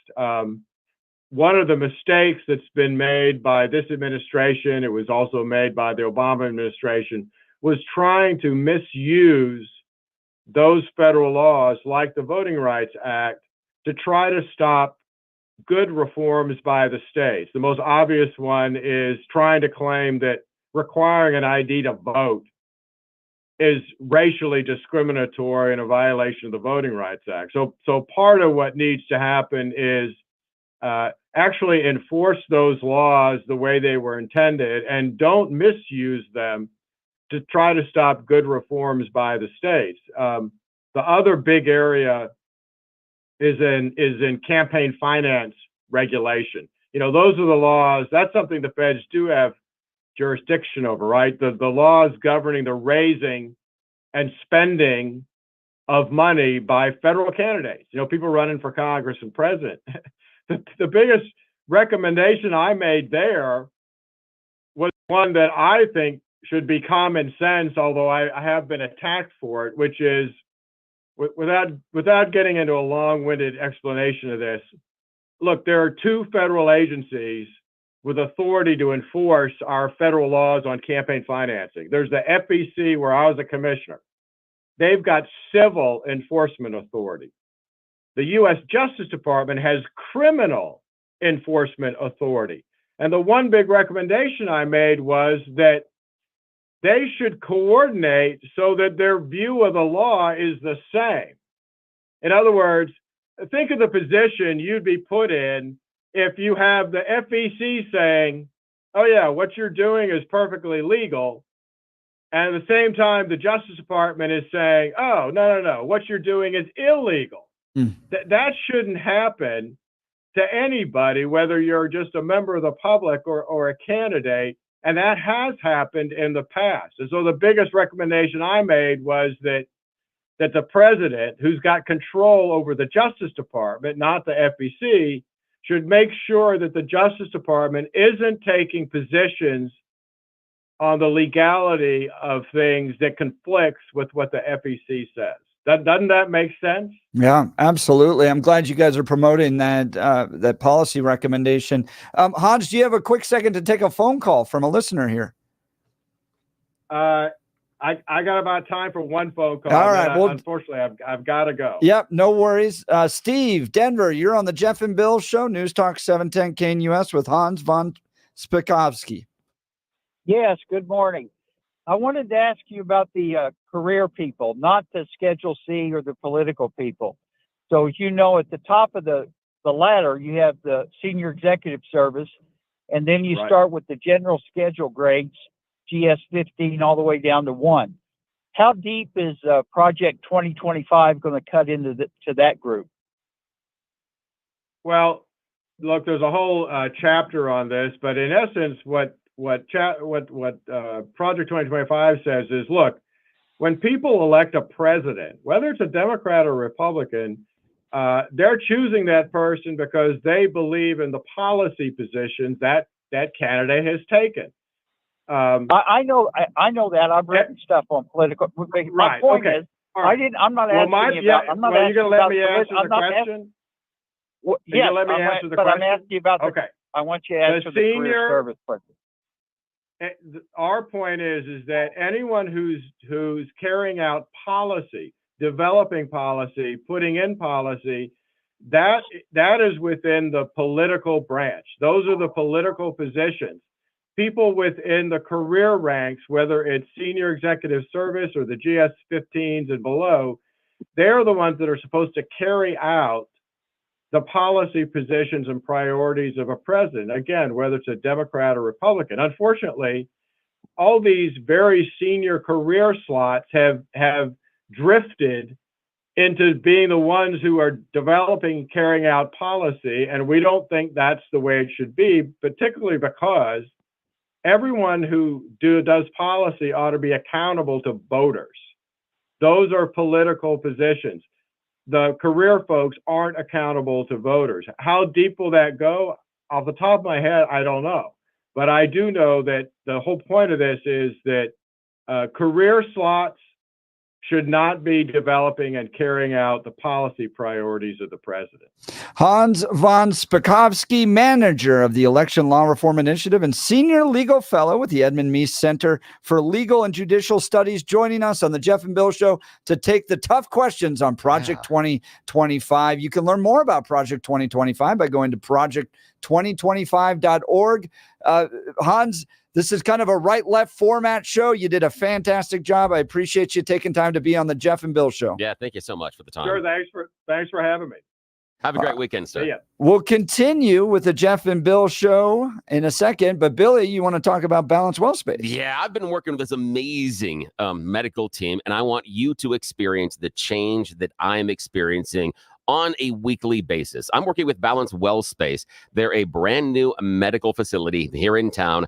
They just built a new facility right across the street from Hangar 2 in Lowry. Plenty of parking, but the difference is it's a one-stop shop. I'm able to go to one appointment and I can get chiropractor. I can get physical rehabilitation, wave therapy, integrative care. I can get regenerative care, trigger point injections. Had that done yesterday. They do amazing things with neuropathy, and they have some incredible cutting edge technology as well. They've got this thing they call, I just learned the name, Synexus. It sounds like it's some sort of evil Sith Lord out of Star Wars or something. Actually, it's a bunch of suction cups they stick on my back so I look like I've fought a giant octopus. But it does electronic stimulation of pathways that have degenerated, and the reasons that some of my muscles in my lower back and right around my neck are as tight as a rock. Now I have mobility, movement, and the most important thing, a lack of pain. The pain that I've been living my life in for well over a decade is going away every single appointment. In just 12 appointments, I have received 30 degrees more pain-free movement in my right hip. That is unreal. I thought I was just getting to that point when I'm aging that This is just how it is. You walk this way, you feel this way. This is what the morning is like, and here are the things you can't do anymore. I'm doing things I haven't been able to do in years, and I want you to be able to experience the same thing. Just yesterday, talking to a lady next to me, she's going through their knee decompression at the same time, and she's getting help with her neuropathy. She's having problems moving around the house. She was worried about even doing her laundry. They've got a basement laundry like so many of us do. She was looking at the fact that she couldn't get up and down the stairs anymore because of her neuropathy to just do her laundry. That's crazy. She shouldn't have to live that way, and she doesn't anymore. You don't have to live that way either. Experience the pain difference in your life with integrative medicine. It's a new way of looking at the whole person. I'm talking holistically looking at you, but looking at you from start to finish. Looking at the idea that it's an entire medical team. You've got Dr. Julie, Dr. Jess, Sarah, B, Christy, so many people in that office that are going to be focused on your care. Everyone's a specialist, and the best part about it is you go from office to office to office, and everything's taken care of in one shot. Yesterday, I did a light workout. I got traction on my back, traction on my knees. I actually got this really cool anti-aging IV because some other things were going wrong with me as far as my metabolism, and they fixed it. This is incredible. And I was out of there in an hour. I got the Synexus thing, the zappy zap on my back. I even got a small chiropractic adjustment because I was having problems turning my neck to the right. It was awful. I would get this sharp pain when I get about 45 degrees there. Today, back, forth, left. I can do it. You can see pan left and side. I know you can't see me, but you can hear it back and forth. No pain at all. It is unbelievable. Please see the team that I trust. BalanceWellSpace.com. BalanceWellSpace.com. I want them to make a difference in your life like they're making a difference in mine. Trust them. I trust them. All right. We'll continue with the Jeff and Bill Show. News Talk 710 KNUS. At this hour in Berlin, I'm Trent Murray, and here are the top stories we're following. With just hours to go until the opening of the Paris Olympic Games, French authorities are reeling after what's been described as a major coordinated attack on the country's rail network. France's transport minister said the target of the attack was the high-speed TGV network, with arsonists allegedly cutting cables and lighting fires along multiple lines in the north, east and west of France. Vice President Kamala Harris says the world cannot become numb to the suffering in Gaza. That statement coming as Israeli Prime Minister Benjamin Netanyahu holds talks in Washington. Sally Patterson has more. It's time to get a ceasefire deal done. That was Kamala Harris's key message, speaking after her meeting with Israeli Prime Minister Benjamin Netanyahu. The Vice President spoke of her serious concern about the ongoing humanitarian crisis in Gaza and the devastating images coming out of the war zone. Also on Thursday, Netanyahu thanked President Joe Biden for his 50 years of support for Israel as a, quote, proud Irish-American Zionist. His visit brought thousands of protesters to the streets, demanding an end to the war. And that's what you need to know at this hour. I'm Trent Murray in Berlin on Salem News Channel.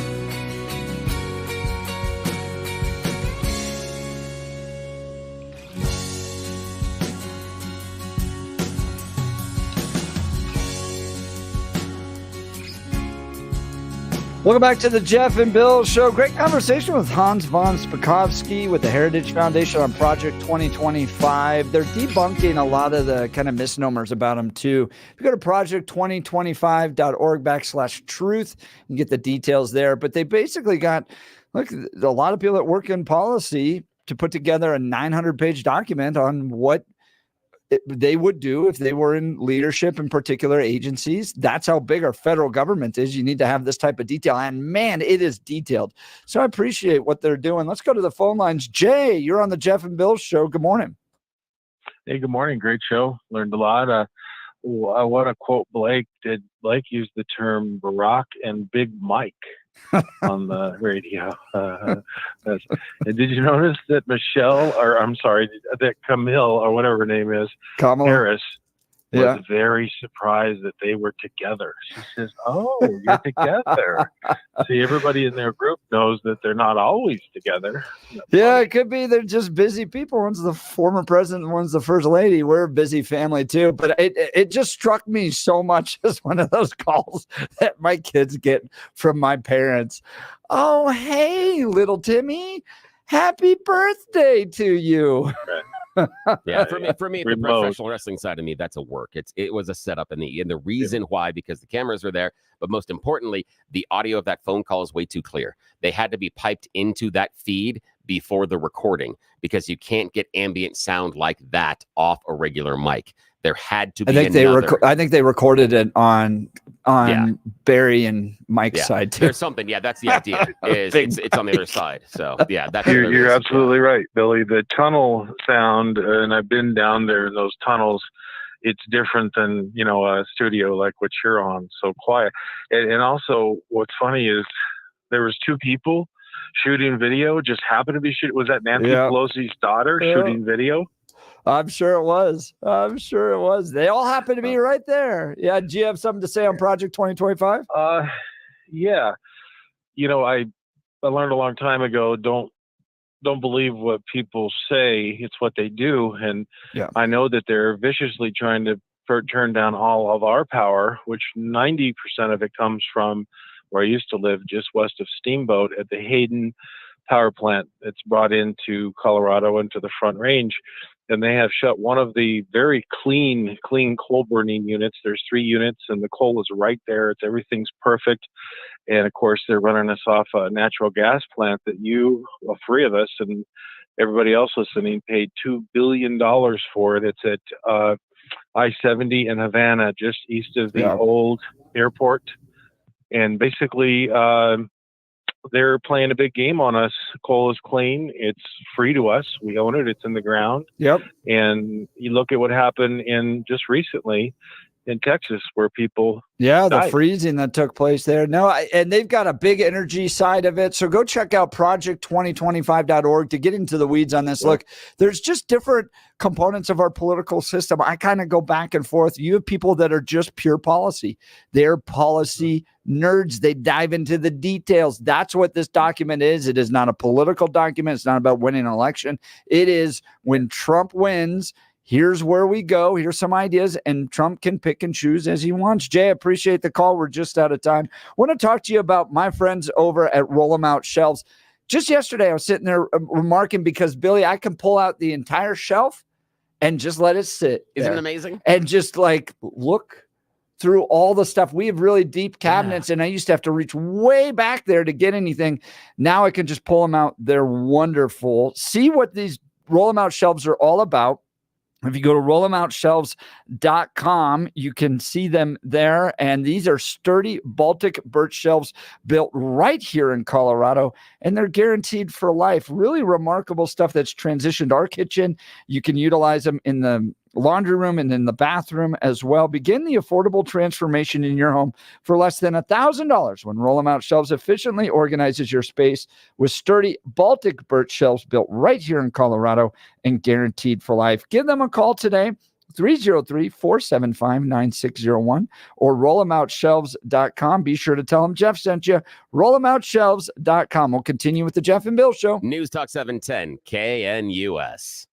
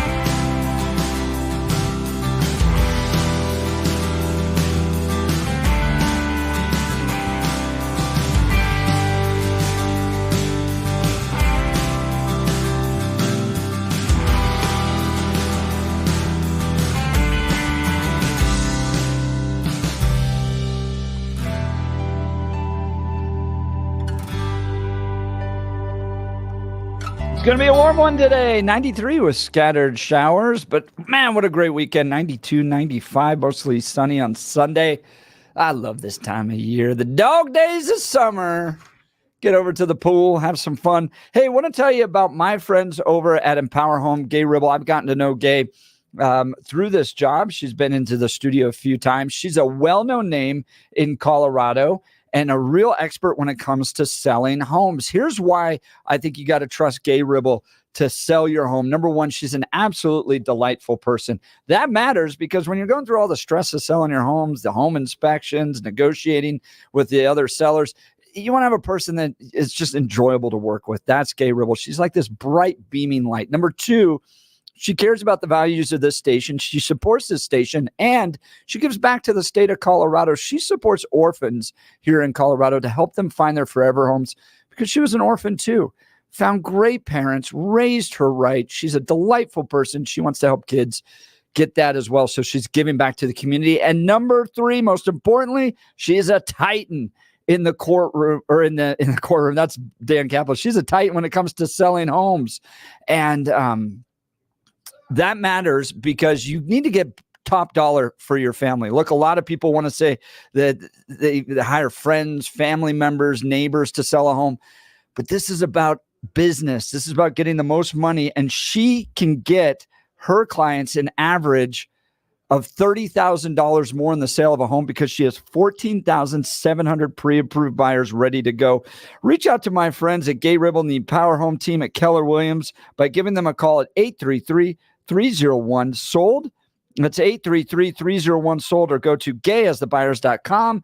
That's GAYE hasthebuyers.com. We had an absolutely fantastic show with Eli Bremmer, Justin Folk, and Vance on the show today. If you missed any of it, go to 710knus.com to download the podcast. We'll be back next week. You're listening to the Jeff and Bill Show. News Talk 710 KNUS. Glad Jeff said the Hans name. I can't say that. Have a good weekend.